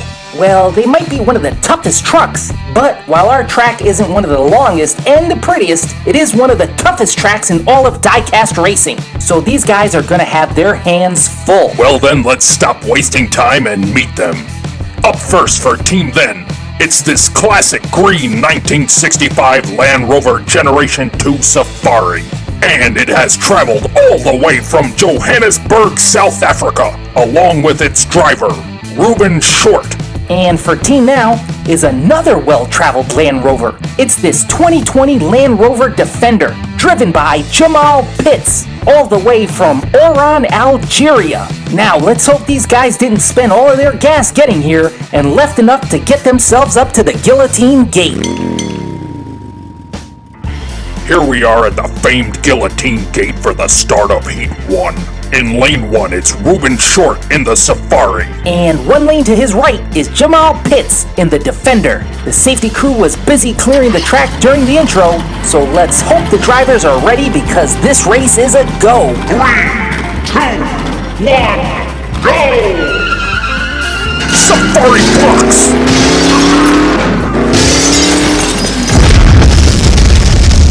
Oh my goodness! What is going on? It's a double DNF! This one is all over! What the heck just happened, Barry? I know I said the Scrapyard is tough, but I didn't expect anyone to explode. Okay, Al, take it easy. Let's break it all down. Reuben Short wastes no time using the extra weight of that Gen 2 Safari to keep Jamal Pitts against the wall coming down Nevada. But then things start to get nuts. Jamal Pitts desperately tries to execute a pit maneuver, but that Safari is built like a tank, and they actually both go spinning wildly out of the bottleneck. And Reuben actually goes cartwheeling into Carmine Corner. And look at this, Barry. It looks like Reuben purposely ejects his roof cargo to get in Jamal's way and cause him to come to a crashing stop. And look at that smoke. What's in that cargo sack? Is he transporting explosives? Now, calm down, Al. I'm sure no one would purposely carry explosives to the scrapyard track. What are you talking about, Barry? Ruben just exploded as he crashed into the safety station. It looked like an electrical fire to me, Al. Maybe a short in his dashboard. I mean, that truck is an old classic. It blew up! Well, what's for sure not blowing up is our scorecard. With that double DNF, no one gets a win in Heat 1. See that, Al? We're all back at the gate for Heat 2. Unexploded. And after that double DNF, we just want to remind fans watching for the first time that the racer with the most wins after 3 heats will advance. No one is going to advance if Ruben Short keeps throwing explosives on the track. The only person Ruben exploded so far was himself. Ha! You admit it! Oh, look at that, Al. The countdown is starting. 3, 2, 1, go! Safari blocks again! They're loose again! Ruben in reverse! Jamal out in the corner again! Ruben still in reverse! He's against the wall! Across the line hard and into the tires! Well, would you look at that? No explosions. Once again, Ruben Short pushes Jamal against the wall coming down Nevada, and the defender loses control right at the exit. But Ruben loses control and goes through the bottleneck backwards. And that's still not as bad as Jamal's defender, which spins and bounces all the way through. And giving credit where credit is due, Mr. Short keeps that tall truck on its wheels coming around Carmine Corner. And unfortunately for Mr. Pitts, once again in Carmine Corner, he comes to a standstill. Well, who is not standing still is Ruben Short. He bounces that heavy truck off the jump coming into Clunker Canyon. And then he tries and fails to use the clunkers to spin himself around, but he ends up skidding his way through. Then, coming into the boulevard, Ruben slams that heavy truck into the outer wall and scrapes his way down. And he gets himself loose by ricocheting off one of the barrels only to slam into the tires after he crossed the line. The other thing Ruben slammed into was our scorecard, because he just got the first win of the race. It's the final heat. Jamal Pitts needs a win here to stay alive. Ruben could definitely shut down the defender with another win. It's all on the line. Good luck to both racers. 3, 2, 1, go! They go wide. Ruben flips! Ruben is out! Alright, no explosions! Defender makes the jump! Defender ping-pongs into the walls! Oh no, he's on fire! But no explosions! Oh, nope, never mind. Wow, what just happened today, Barry? You know the answer, Al. This is the scrapyard, and anything can happen. The defender collides into the Safari, causing it to corkscrew its way through the bottleneck. Jamal drifts the defender high around Carmine Corner, while Ruben, living up to his last name, came up short. And that ends his run in Carmine Corner. And while Ruben Short didn't need a win, Jamal Pitts did, and he was fighting hard for it. He took the jump in Clunker Canyon beautifully, and it looked like he was lining up for the win. But he loses it immediately going into the boulevard, slamming into the wall, and flips and spins to a standstill halfway down the straight. And then he catches on fire. And explodes! I'm sure it was just a blown fuse. What? Everyone knows the electronics in Land Rovers are known to be spotty. And speaking about spotty, let's see how that last spot is filled on our scorecard. With another double DNF, that's 3 losses in a row. And Jamal lives up to his last name and proves his driving is the pits. And just like his defender, his time in our tournament goes up in smoke. Furthermore, scoring the only win in tonight's race in Heat 2, Ruben Short is tonight's winner. And he will move on and has secured his spot as the 3rd racer in quarterfinal race 1. However, before that, we're going back to Group 1. But no spoilers, those cars are a secret, and you won't find out who they are until race day. Unless you subscribe to our channel, where we always reveal it to the subscribers a few days before the race in our community posts. But in the meanwhile, be sure to check out our playlists to catch up on all our other tournaments and events. And if that's still not enough Scrapyard diecast racing action for you, go check out our Shorts channel and subscribe. Thank you so much for watching, and please join us next time for the next exciting race in... It's the Then versus Now Challenge! 3! Welcome back, friends. And today we're back with one of America's favorite pony cars, the Camaro. And dedicated fans will remember these two racers fought for their spot here all the way back in qualifying race 5. Well, it's been a while since then, so why don't we reintroduce them to everyone watching? And coming back for Team Then, it's Hayden Bradshaw from Grand Prairie, Texas, in his 1985 Camaro IROC Z. And for Team Now, it's Harrison Duffy in the 2016 Camaro SS from his hometown of Dayton, Ohio. Here we are at the Guillotine Gate for Heat 1. In Lane 1, it's Hayden Bradshaw in the IROC Z. And one lane over to the right, it's Harrison Duffy in the SS. Now, let's quit all the non-stop blabbing and get to that countdown. 3, 2, 1, go! What is that? Oh!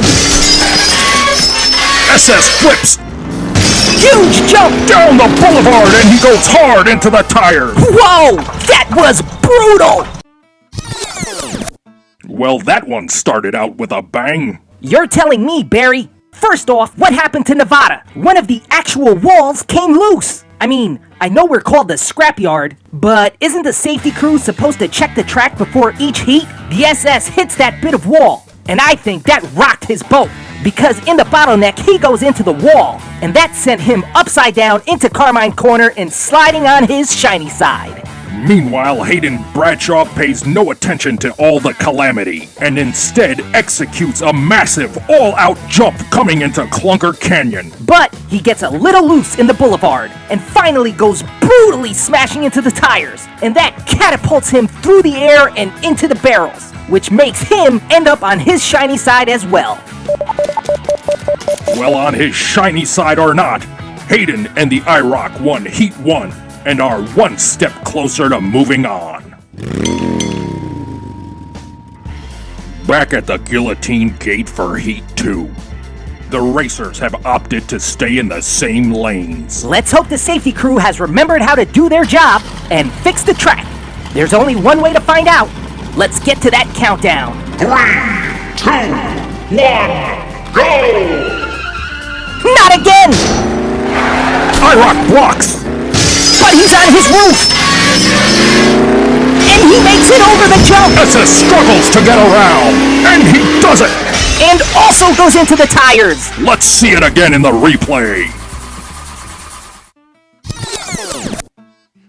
I have no idea what is going on, Barry. Again, the wall is loose in Nevada. And again, Harrison Duffy in the SS drives right into it. But this time, Hayden Bradshaw tried to take advantage and gives Harrison a bump in the bottleneck. And it ends up costing Mr. Bradshaw because he flips his way into the corner. And yet somehow he still manages to make the jump. All the while, Harrison is struggling to either get around or push that IROC out of his way. And he manages to do just that in the boulevard. However, it looks like while he was paying attention to the IROC, Harrison Duffy forgot to pay attention to the road, and he goes head first into the tires.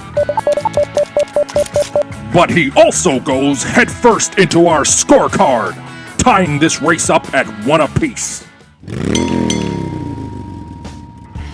Heat 3. The racers have decided to change lanes. Barring any DNFs, someone is 1 heat away from being today's winner. Well, who is not winning in my book is the safety crew. What the heck is up with them today? Let's just hope they got it all sorted out. 3, 2, 1, go! Finally! IROC is loose! IROC saves it and is in reverse! They They both make the jump! Clunkers over the cliff! The IROC is out! No, wait! The SS bumps him across the line! Whoa! What just happened? Where is the IROC? Let's see if we could figure it out in the replay. I had no idea what is happening today, Barry. Pandemonium. Pandas with pneumonia or not, whatever is going on is finally someone got to the wall in Nevada and sorted it out. But what was not sorted out was Hayden Bradshaw's attempt at a block in the bottleneck. He loses it and goes completely wild. And yet, he shows some impressive driving skills by throwing his car in reverse and keeping the lead through Carmine Corner.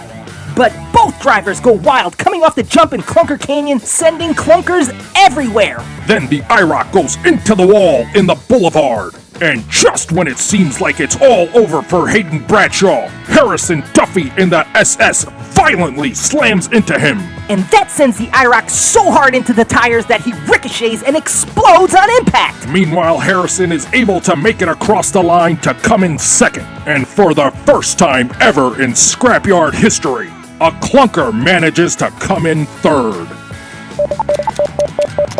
Ironically, Harrison Duffy helped Hayden Bradshaw get his second win, making the IROC tonight's winner. And ultimately, Mr. Duffy sends himself home. Although while he put on quite a performance, Mr. Duffy and the 2016 Camaro SS have been eliminated. We were able to track down Hayden's car to declare him today's winner.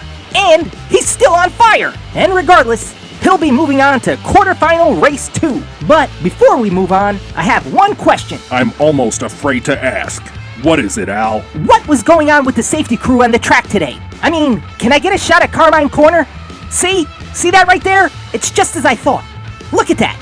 Where's our safety copter, the Yellow Jacket? And where's its pilot, Wild Bob? He's been missing for all of round 1. He's at a convention for wackos. Whoa, Barry, that's a little harsh. Shouldn't you say something a little more sensitive? Like, Wild Bob has finally been admitted to a place that will help him with his condition. What? No, he's literally at a convention for wackos. Not only is he there, he's one of the co-founders. But I don't think wacko stands for what you think it does. This convention is for the Whirlybirds Helicopters Attack Choppers Knitting Organization. Knitting? What's that have to do with anything? They needed a K-word to make the acronym work. Wild Bob knows how to knit? I thought he only knew how to fly helicopters and barbecue. Well, haven't you seen his barbecue oven mitts? Who do you think made those? He did! Wait, forget about the mitts. Go back to the magazine.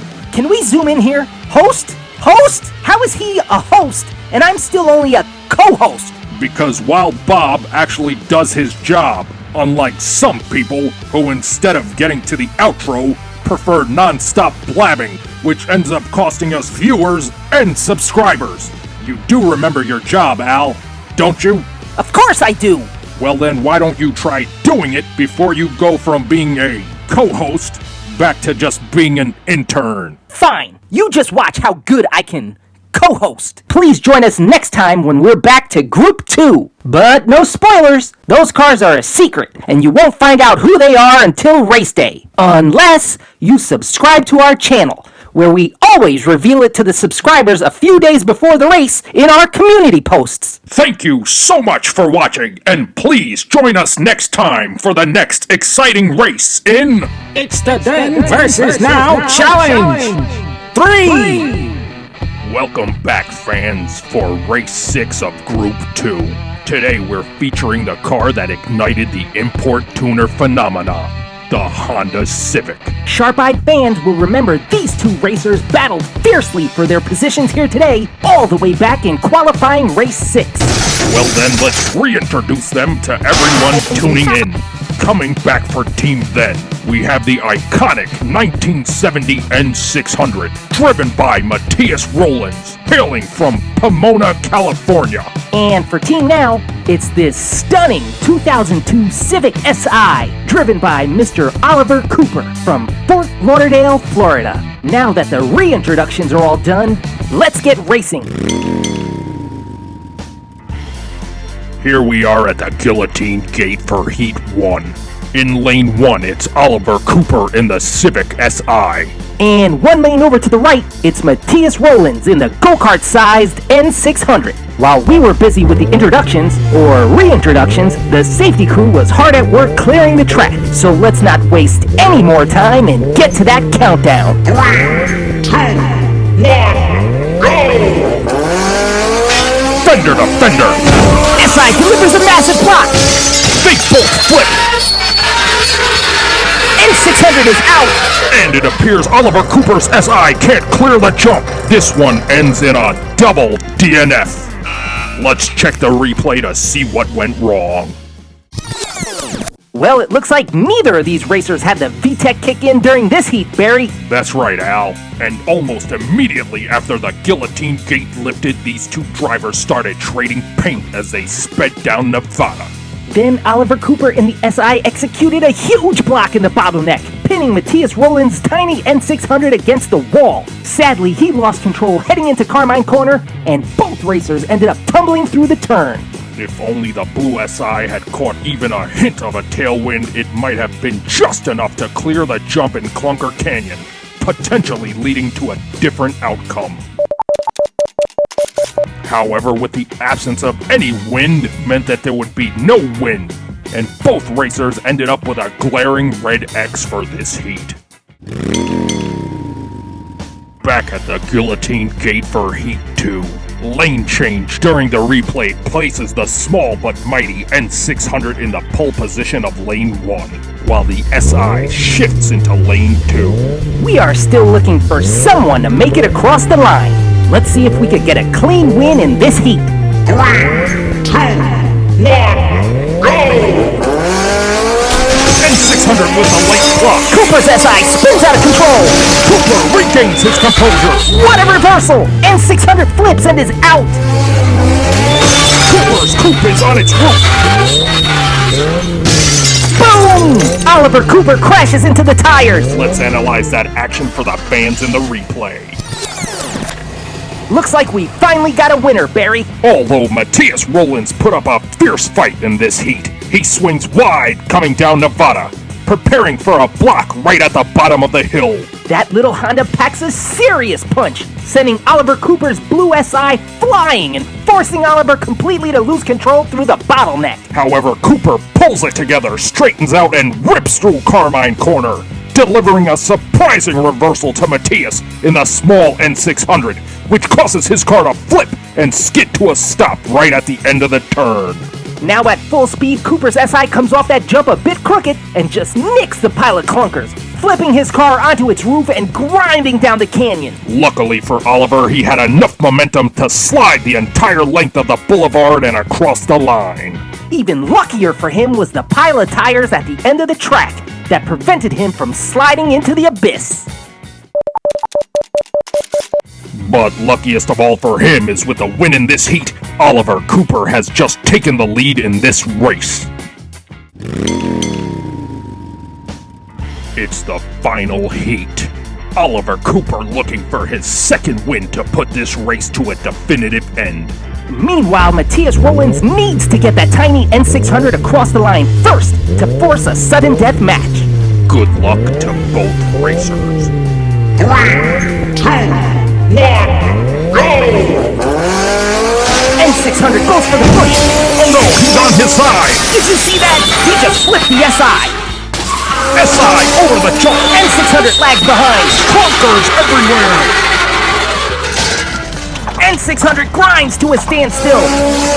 Oliver Cooper tries to straighten out! He's over the line. Whoa, that had to hurt. Here we go, Al. One last replay. What an exhilarating final heat. That was truly intense, Barry. Matthias Rollins struggled as he attempted to push Oliver Cooper's SI into the wall while navigating Nevada, but the small N600 lacked the necessary speed to accomplish that maneuver. And that miscalculation caused even more calamity as Matthias misjudged that entry into the bottleneck, resulting his vehicle sliding onto the driver's side door. Remarkably, while on its side and gaining speed, Matthias Rollins propelled that N600 into Oliver Cooper, causing his blue Honda to tumbled through the turn in Carmine Corner. And yet somehow Oliver Cooper managed to clear the jump and collide with the clunkers, which helped him get his car back on its wheels. And without hesitation, Cooper shifted his SI into reverse to get himself out of the canyon and evade the avalanche of clunkers thrown across the track. Unfortunately, Matthias Rollins was unable to avoid all the scattered clunkers, despite all his efforts to right that little cream-colored Honda. And ultimately, not only did his momentum come to an end, but so did his chances at a win. Well, conversely, someone who had an abundance of momentum was Oliver Cooper. He desperately attempted to realign his car while descending the boulevard, but ended up careening off the walls wildly, crossing the finish line and seemingly causing an explosion as he collided with the tires. Barry, why can't you just say that sometimes cars blow up on our channel? I mean, we race on a junkyard. I think the fans know junkyards aren't necessarily known as the safest places around. Why can't you just ever admit that? Al, there's two things I can admit. Firstly, Mr. Crane, the owner and operator of the Scrapyard, along with the Scrapyard Diecast Racing channel and its affiliates, maintains a safe and professional media organization, and I commend his commitment to our industry and my ongoing employment. You mentioned you could admit two things, Barry. So what's the second? Al, I can also admit that with his second victory in Heat 3, Oliver Cooper has claimed the title of tonight's winner.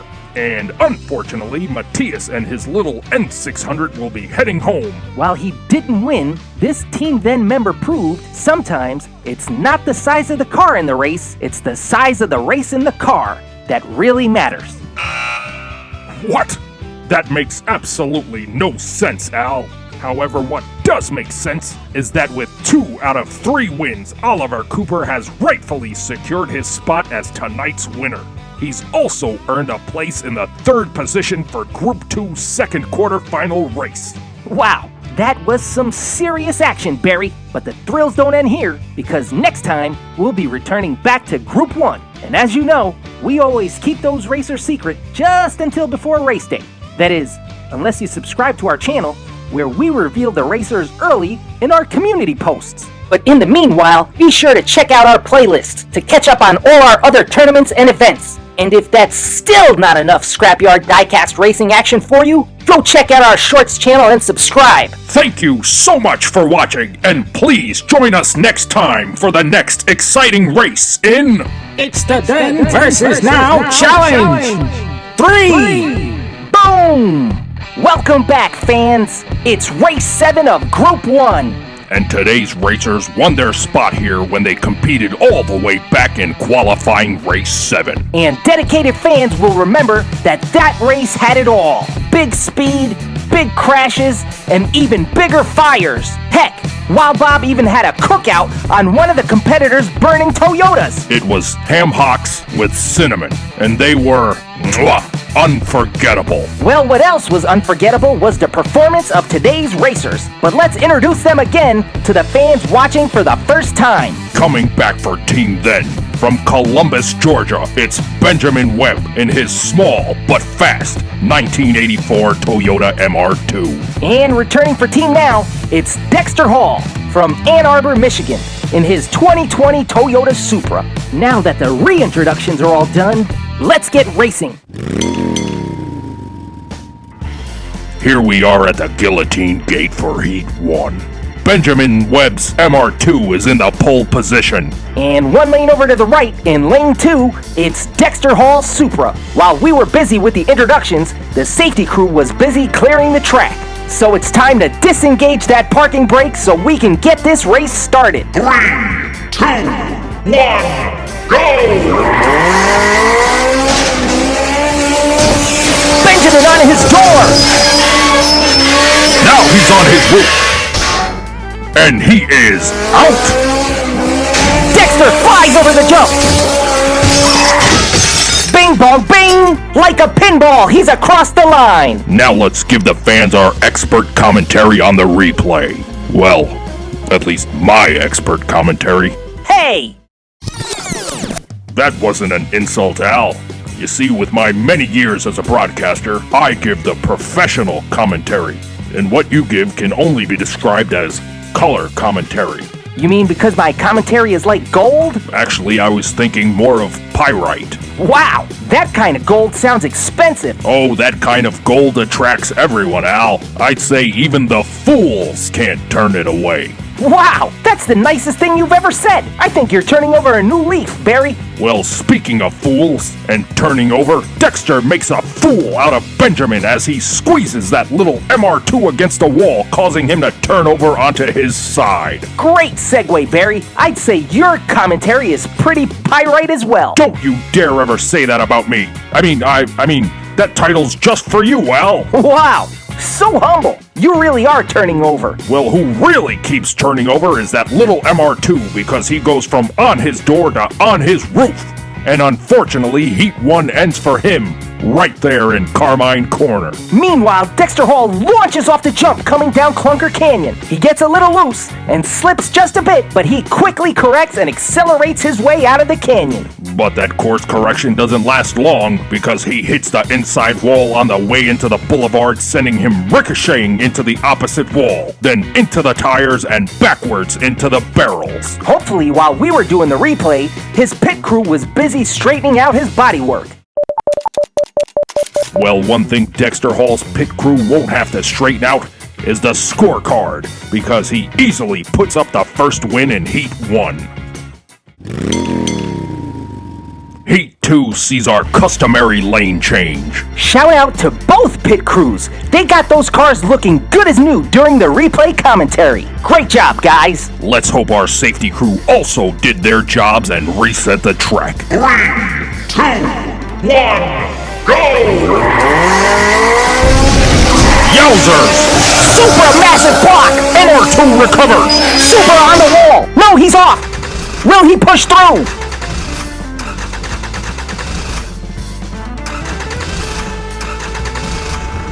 No, he is out! MR2 loses it! He spins! He's hard into the tires! Uh-oh. That's not good. Should we call the safety crew? No, he'll be fine. Look how good of a job Benjamin's pit crew did during the replay of Heat 1. I'm sure that will buff right out. But he's on fire! Just like our replay commentary is going to be. Wow! Another strong segue, Barry. Well, Al, what was really strong was the launch out of the guillotine gate. In fact, Dexter Hall pulls so hard out of the gate he actually blew his own tire. But in an excellent bit of racing, he decides to sacrifice his disabled car and goes for the pit maneuver right at the end of Nevada. And it worked spectacularly. He sends that tiny MR2 into the air and into the bottleneck's wall. Benjamin then fights the whole time not to let that tiny white car spin. And he recovers as he enters Carmine Corner, downshifts, and never looks back. And after having sent Benjamin into the wall, it's now Dexter Hall who finds himself on the wall. Then he uses all 335 of that Supra's horsepower to muscle his way off the wall. But unfortunately, with that blown tire and whatever linkage he just broke trying to get off the wall, Dexter's Supra wasn't gonna get very far at all. Well, who did go far was Benjamin's MR2. But that rear-engine Toyota just swung all its weight forward as he bounced off the jump and went in reverse down Clunker Canyon. And that tiny little rear window doesn't give Mr. Webb much visibility, so he goes tail first into the outer wall of the boulevard at full speed, which sends him into a wild, uncontrollable spin, resulting in him again going tail first into the tires at the end of the line. And I think that was just one too many rear collisions for that rear-engined MR2 as he ignites like a Yule log heating up Christmas Eve. And another thing that's heating up is our scorecard, because this race just got all tied up. Look at that, Al. I told you that fire would buff right out. And speaking of out, one racer is minutes away from being out and having to tell their pit crew it's time to pack up and go home, while the other racer is minutes away from securing the last spot in quarterfinal race 1. Well, I can't wait anymore, Barry, and I bet the fans can't wait anymore either. So let's not waste any of their minutes and hit that countdown. 3, 2, 1, go! There even. They connect! Through the turn. Supra flips into the clunkers!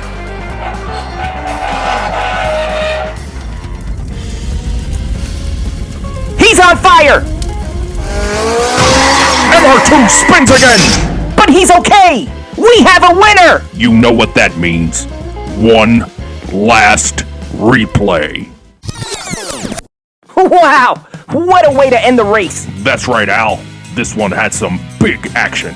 It started the moment the gate went up and these two rubbed fenders coming down Nevada. Then they bounce block into each other coming into the bottleneck. It's almost like their cars were high-fiving each other. But that apparent camaraderie immediately turns bitter because Dexter Hall tries to sneak in another pit maneuver as he leaves the bottleneck. And while that causes Benjamin Webb to wildly understeer into Carmine Corner, he straightens out halfway through the turn and just opens up his lead.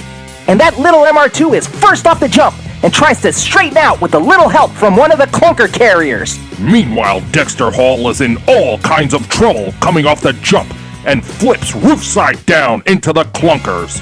And that causes him to grind to a halt.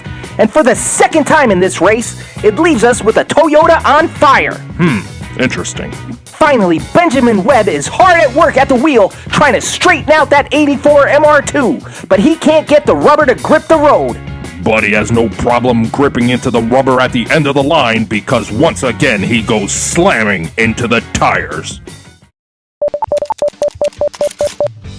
And the other thing he slammed was his second win on our scorecard, knocking Dexter Hall out of the race, clearly making Benjamin Webb tonight's winner. That little MR2 just secured a big spot in the quarterfinals. And unfortunately, Dexter Hall started out strong, but due to a tire blowout and some other minor miscalculations, his journey ends here. Quick question, Al. Have you heard from the safety crew? Have they cleared Dexter's Supra off the track? No, it turns out it's an electrical fire from one of the hybrid batteries, and the safety crew says it's best to just leave it alone and let it burn itself out. Really? That's great.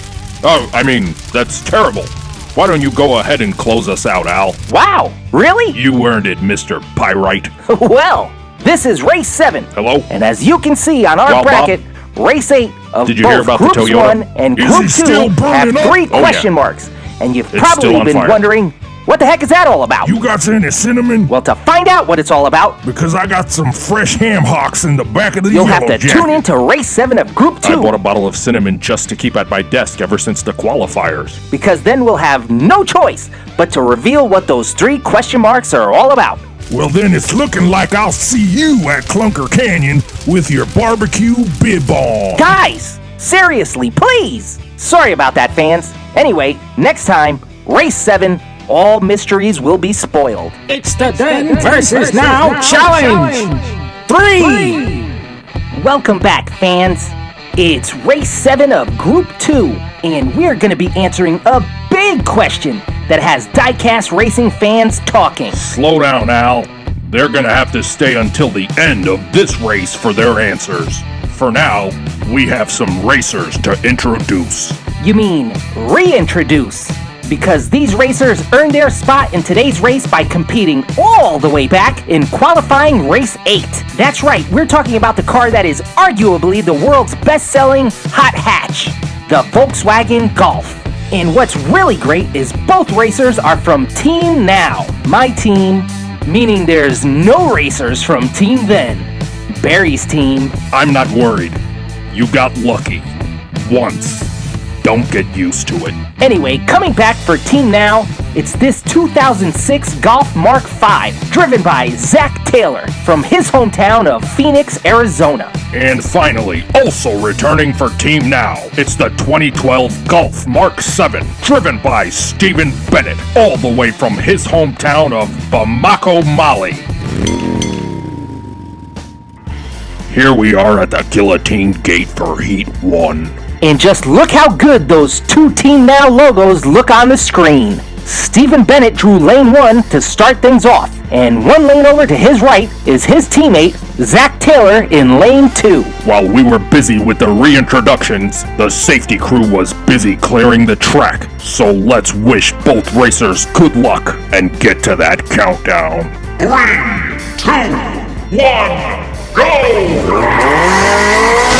on each other like glue.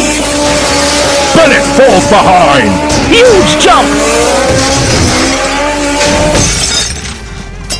2 spinning tops across the line. Let's break it all down in the replay.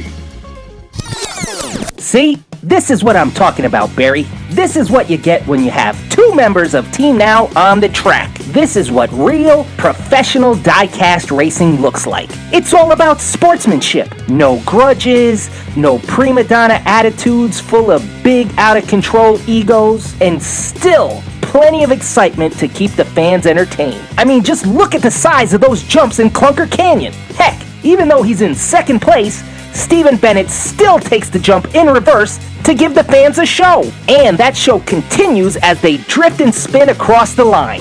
Wow! What a display of driving. It's just 2 teammates having fun out there. Yes, sir, Barry. I'm calling it now. This race is gonna be smooth sailing with a capital smooth.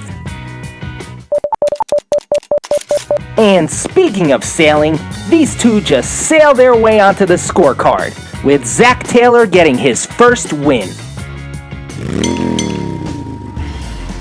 Back at the guillotine gate for Heat 2. And in another true display of sportsmanship, Stephen Bennett has given the pole position to his teammate Zach Taylor. And since this race is all about Team Now, in another display of sportsmanship, I'm gonna let you hit the countdown button, Barry. Keep up this fake humility and the countdown button won't be the only thing that gets hit around here. Why, Barry? How unsportsmanlike. Not if the sport in question is boxing. 3, 2, 1, go! Teamwork. Bennett flips on the turn. Bennett on his route. Bennett upside down and across the line. And Zach Taylor is right behind him. Teamwork. Again, Barry, this is what I'm talking about. More sportsman-like teamwork. They stayed nice and tight coming down Nevada. Then, Zach Taylor gets a little loose in the bottleneck, and Stephen Bennett helps straighten him out. Is that what's happening? It looks to me that Zach Taylor was trying to block and get his second win and put Stephen Bennett away right now in this heat. No, Barry, what did I say before? Smooth sailing, with a capital smooth. This is about pure, gentlemanly-like racing. Incident-free.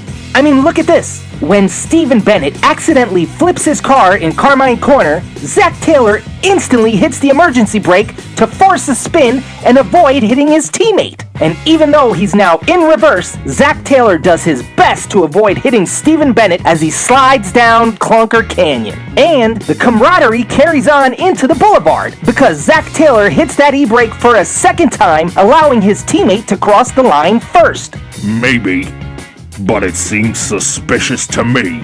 No way, Barry. It's all about teamwork. And Zach Taylor just showed when it comes to teamwork, sharing is caring. Because he graciously let Stephen Bennett put an upside-down win on the scorecard.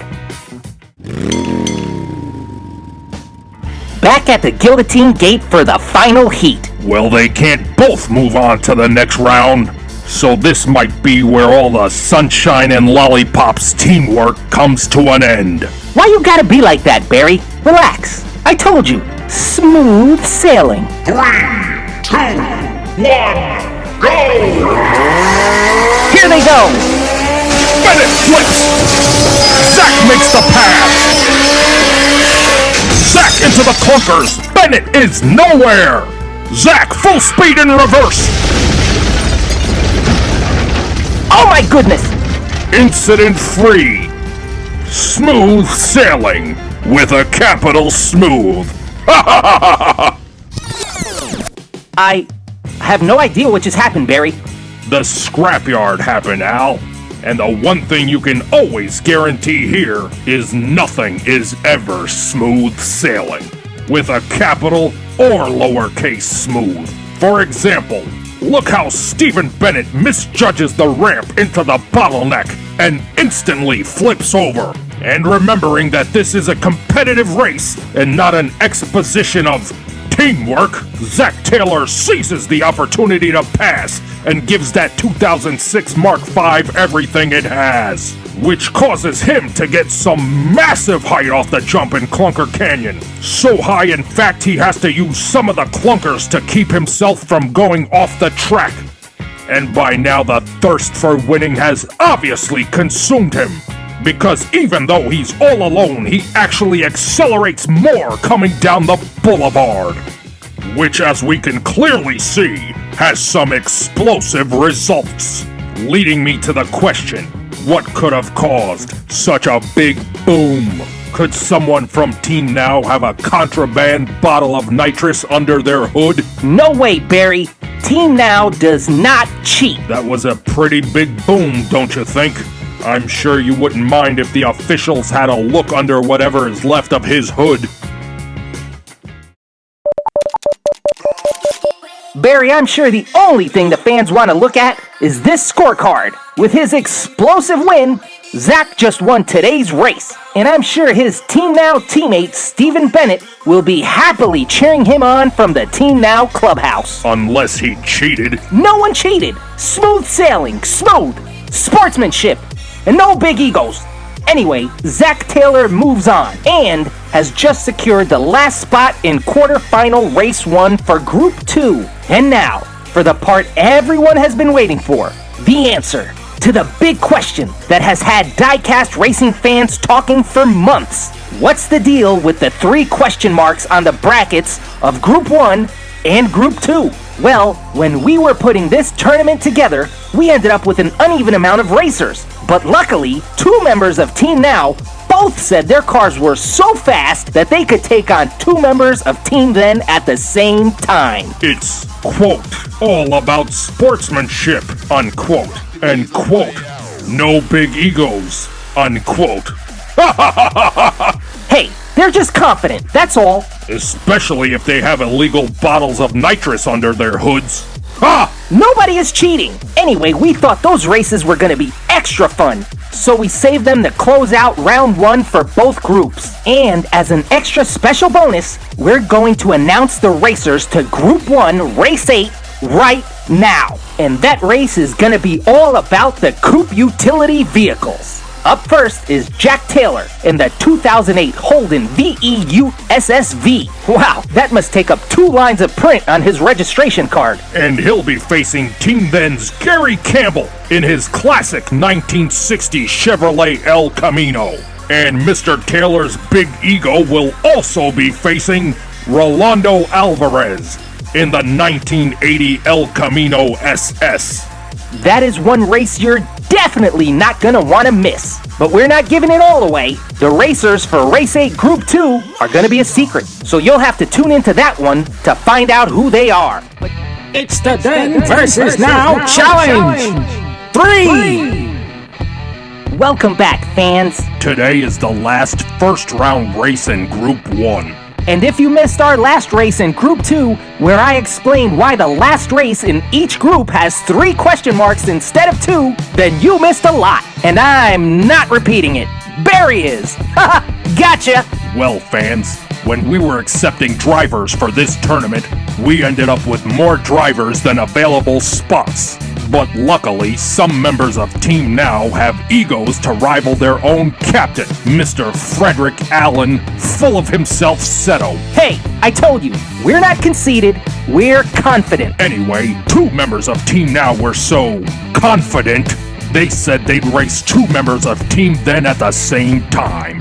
Now that you know why you'll be seeing 3 cars today instead of the usual 2, let's get to know today's drivers. Up first for Team Now is Jack Taylor in the 2008 Holden VEU SSV. And his hometown is New South Wales, Australia. And it says here, he works as a kitchen hand at a beachside restaurant in Port Macquarie. And the first member of Team Then he'll be facing is Gary Campbell from Conway, Arkansas, in his daily driver, the 1960 Chevrolet El Camino, given to him by his grandpa. And back in Conway, Gary puts that El Camino to work every day, keeping us all fed, because Gary and the El Camino work every day as farmers. Up next, we have Gary's Team Then partner, Rolando Alvarez, in this freshly tuned up 1980 El Camino SS. And Rolando joins us from Queens, New York, where he works the overnight shift in a bodega on Queens Boulevard.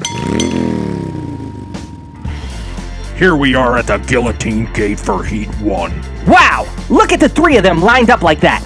It's like a snapshot of Coupe U history.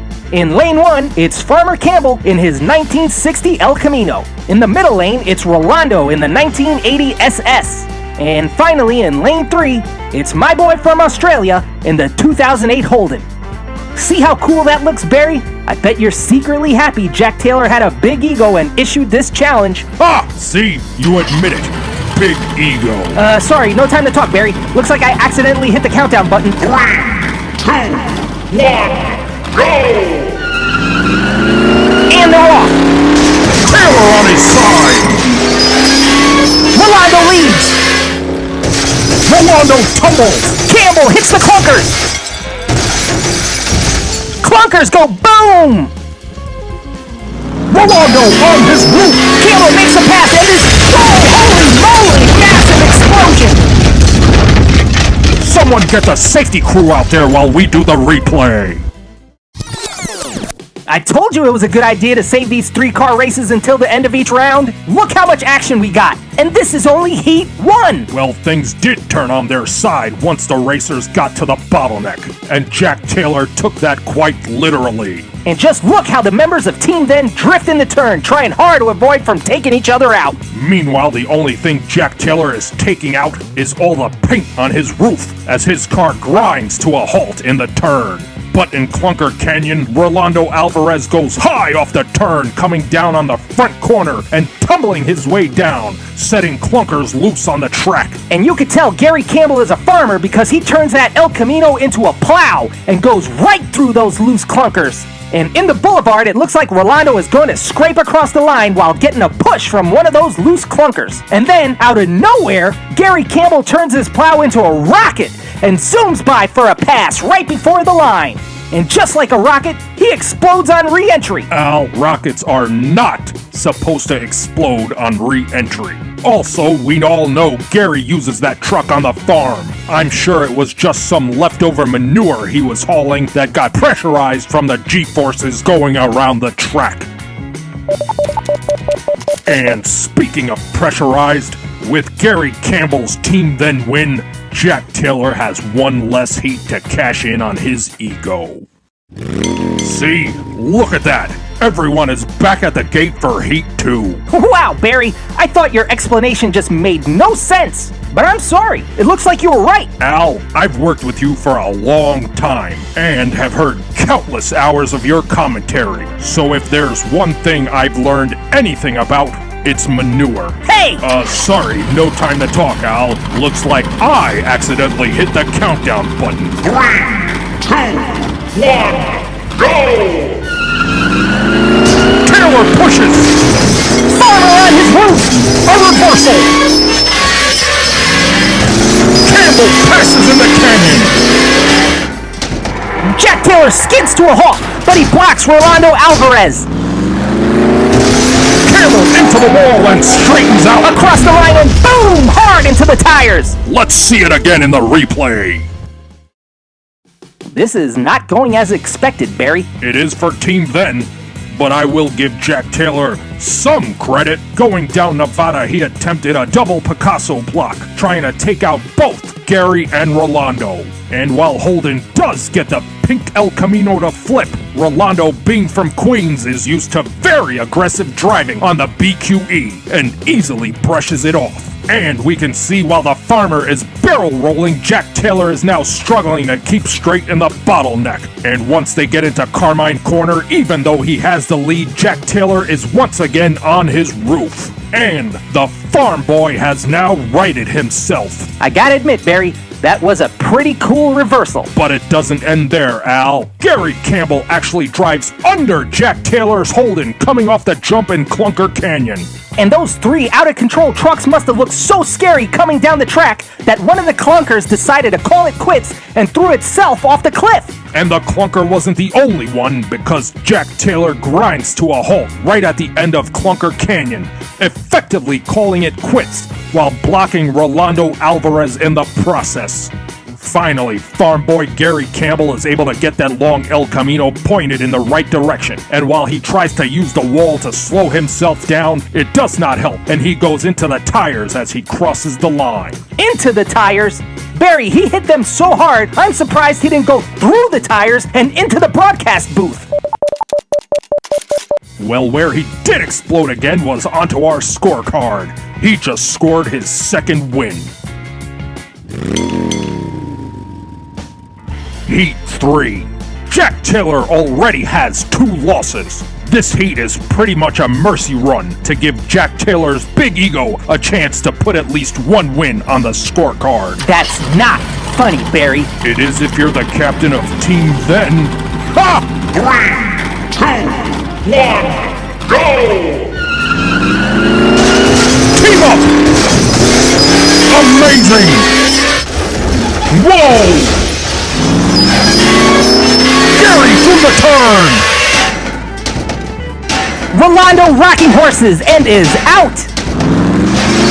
Campbell gets swirly! He's across the line and just taps the tires! This is it, Al.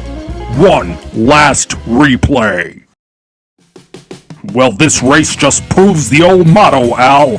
When you want something done right, send a farmer. Well, it also doesn't hurt having some help from a bodega worker, because Rolando Alvarez helps Gary Campbell block on the way down Nevada. And I have to admit, that block was brutal. I mean, look at the way both members of Team Then sandwich him in there and immediately flip Jack Taylor and cause him to go off the track into a puff of smoke. Hey, you know what, Barry? That block was brutal. In fact, it was the first time ever performed on our track by 2 members of the same club, sandwiching in an opponent and immediately ending his run. So from this day forward, that block is going to be called the Club Sandwich. I love it, Al. Club Sandwich it is. And acting even more like a club, Team Then member Rolando Alvarez sacrifices himself so Gary Campbell could get a perfect shutout victory. And he goes out in style. I mean, look how many times he rocking horses before he comes to a standstill. He's going. And going. Still going. Wow, we counted a full 80 rocking horses before he came to a stop. That's gotta be a record. And speaking of setting records, Gary Campbell flies through Clunker Canyon and speeds his way into the boulevard and across the line, becoming the first ever winner in a 2-against-1 match. And not only is Gary Campbell the first ever winner in a 2-against-1 match, but he won with a perfect shutout victory. He is easily tonight's winner. The farm boy just proved you definitely reap what you sow. Because with that shutout, he just secured the last available spot in the quarterfinals for Group 1. And while Rolando Alvarez did not advance, he could go back to Queens with his head held high, because he did an outstanding job as a teammate, helping to assure his partner's victory. And unfortunately, Jack Taylor could not live up to his high hopes of being able to take on 2 members of Team Then, and is eliminated. You know what, Al? I just realized Jack Taylor works in a kitchen, and he was beat by someone named Campbell. So today, it was the chef that got cooked by the soup. Well, fans, we hope you loved our very first 2 against 1 matchup. And if you did like it, please like, share, comment, and subscribe to our channel. And don't forget, we have one more 2 against 1 match coming up to close out Group 2. But we're keeping those cars secret until race day. That is, unless you subscribe to our channel, where we always reveal the racers a few days early in our community posts. So be sure to join us next time for more 2 against 1 action. It's the Then versus Now Challenge!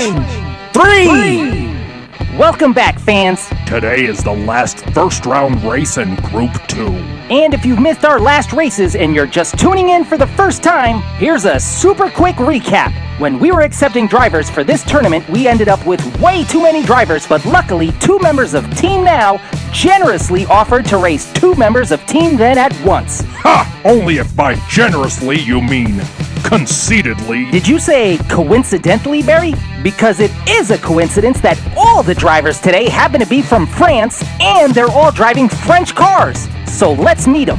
Up first for Team Now, it's the 2022 Renault Megane, and it's driven by Andre Marchand from his hometown of Toulouse, France. And it says here that Andre is a chef in a Michelin-rated restaurant. Wait, the tire company rates restaurants? Forget it, Al. We don't have enough time to get into that. Look it up on your lunch break. Moving on. Up first for Team Then is Marie-Claire Duchamp in the never-before-seen on American roads 1994 Renault Twingo. And Miss Duchamp works as a stylist in her famous hometown of Le Mans, France. And her Team Then partner is another lovely lady from Paris, France. It's a photographer named Sylvie Lalonde. And Sylvie is driving this immaculate 1980 Renault 5TL Le Car. Now, let's all get this race started, s'il vous plaît. Here we are at the guillotine gate for Heat 1. Wow, I gotta say it again, Barry. I just love seeing 3 cars lined up at the gate. How about you, fans? Drop us a comment if you want to see more than 2 cars racing at a time. In lane 1, we have Miss Sylvie Lalonde in the Le Car. And 1 lane over in lane 2 is her teammate, Miss Duchamp in the Twingo. And finally, in lane 3, it's Mr. Mr. Andre Marchand. Not funny, Barry. Good luck, ladies. And even gooder luck, Andre. 3, 2, 1, go! Allons-y! Andre flips! Twingo flips too! The march is over for Marchand! 2 ladies tumbling. No, wait, Sylvia's out. Twingo in reverse, across the line! And into our power cables. That was a lot, Al. Let's analyze it for the fans in the replay. For eagle-eyed fans who are keeping score at home, this makes 4 consecutive lost heats for the blowhards of Team Now. Slow it down, Barry. This was only Heat 1. I'm sure being from France, Andre is just not used to driving on the left side of the road. That's not France. That's UK. What do you mean I'm okay? Of course I'm okay. No, not you, okay? UK, as in England. Oh, never mind. But who was definitely not okay was Andre Marchand in the bottleneck. He tried to block both ladies, but that was just a little more than that chef could chew, and he ended up going on his side. But his block was enough to get the Twingo on its roof, and the Le Car spun around in reverse. However, regrettably, it was not enough to get himself past the turn, and he grinds to a halt in Carmine Corner. Meanwhile, both ladies successfully make it over the jump in Clunker Canyon, and Miss Duchamp even gets her car back on its wheels. Unfortunately, Ms. Lalonde can't do the same, and she too grinds to a halt. And it appears grinding to a halt was the last thing on Miss Duchamp's mind, because she goes ripping across the line, into the tires, and hits the power line to our electric generator and scrambles the signal for a split second. Why is that generator even parked on the track? Oh, we're going green here at Scrapyard Diecast Racing, Barry.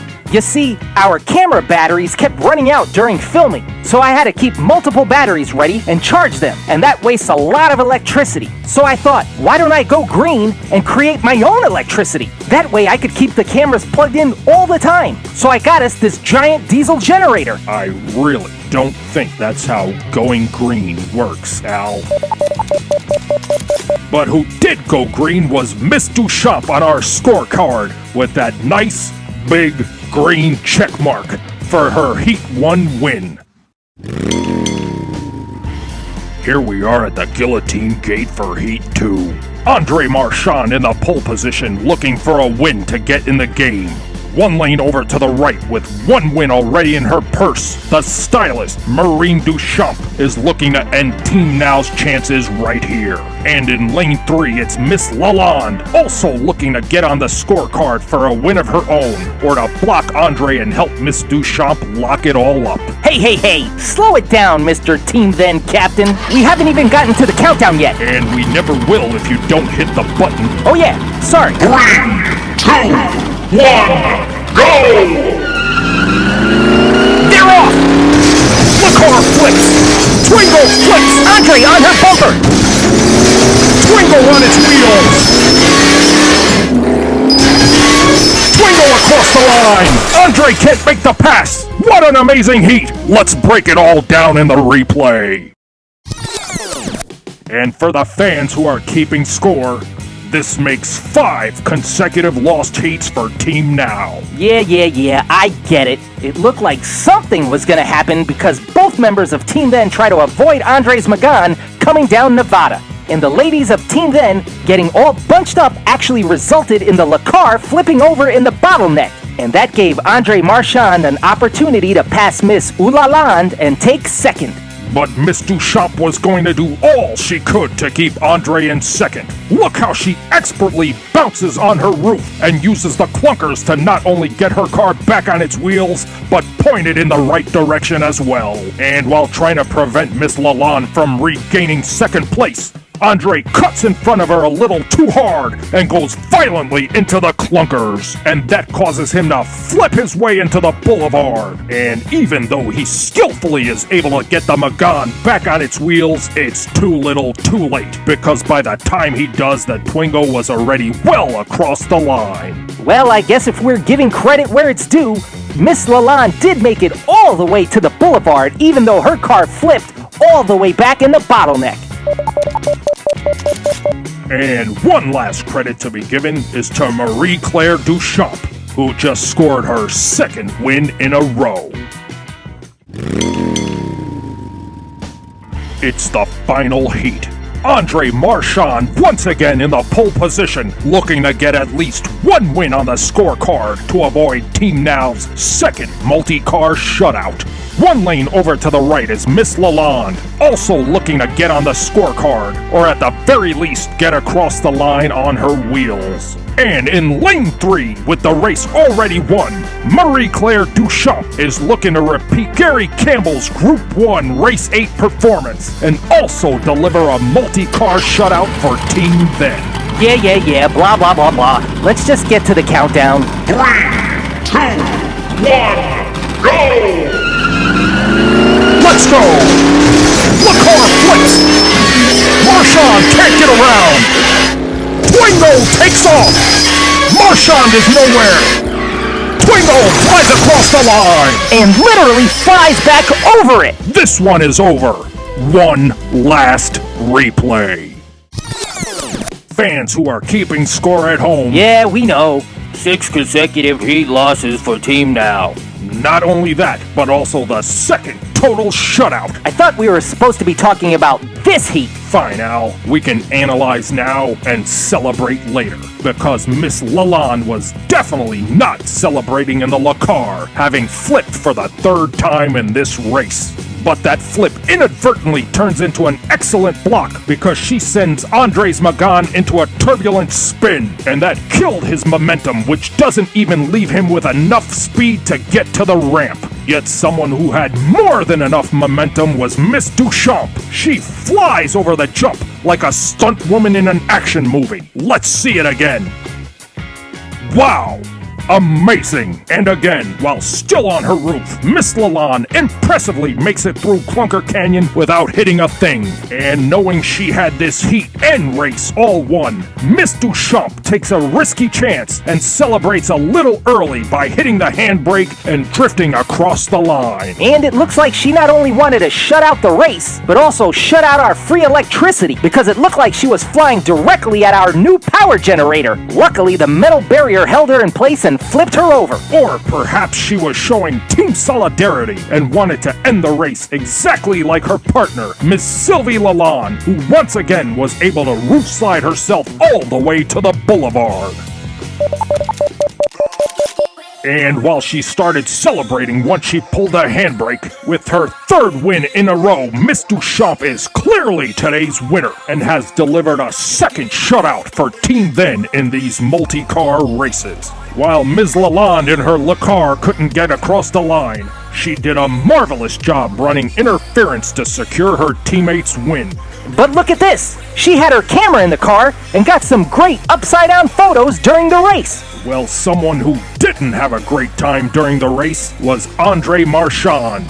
This chef just proved the only thing you could cook up with a huge ego is a recipe for disaster. But did Andre ever even really stand a chance? I mean, Marie Claire is from Le Mans, famous for its racing, and her last name literally has champ in it. Was this performance foreshadowing for the rest of the tournament? Can Marie Claire win it all? Take it down a gear, Barry. While she did score the last open spot in the quarterfinals, she's still got a long way to go before she could start thinking about winning the whole tournament. You're right, Al. This race does bring round one to a close, and the next time you see us will be for the quarterfinals, where we'll be making some big changes to the track and the rules to raise the excitement. And thank you all for watching, and make sure you comment, like, and share this video. But most importantly, subscribe to our channel so you never miss a race. But in the meanwhile, be sure to check out our playlist to catch up on all our other tournaments and events. And if that's still not enough Scrapyard diecast racing action for you, go check out our Shorts channel and subscribe. It's the Then versus Now challenge. 3,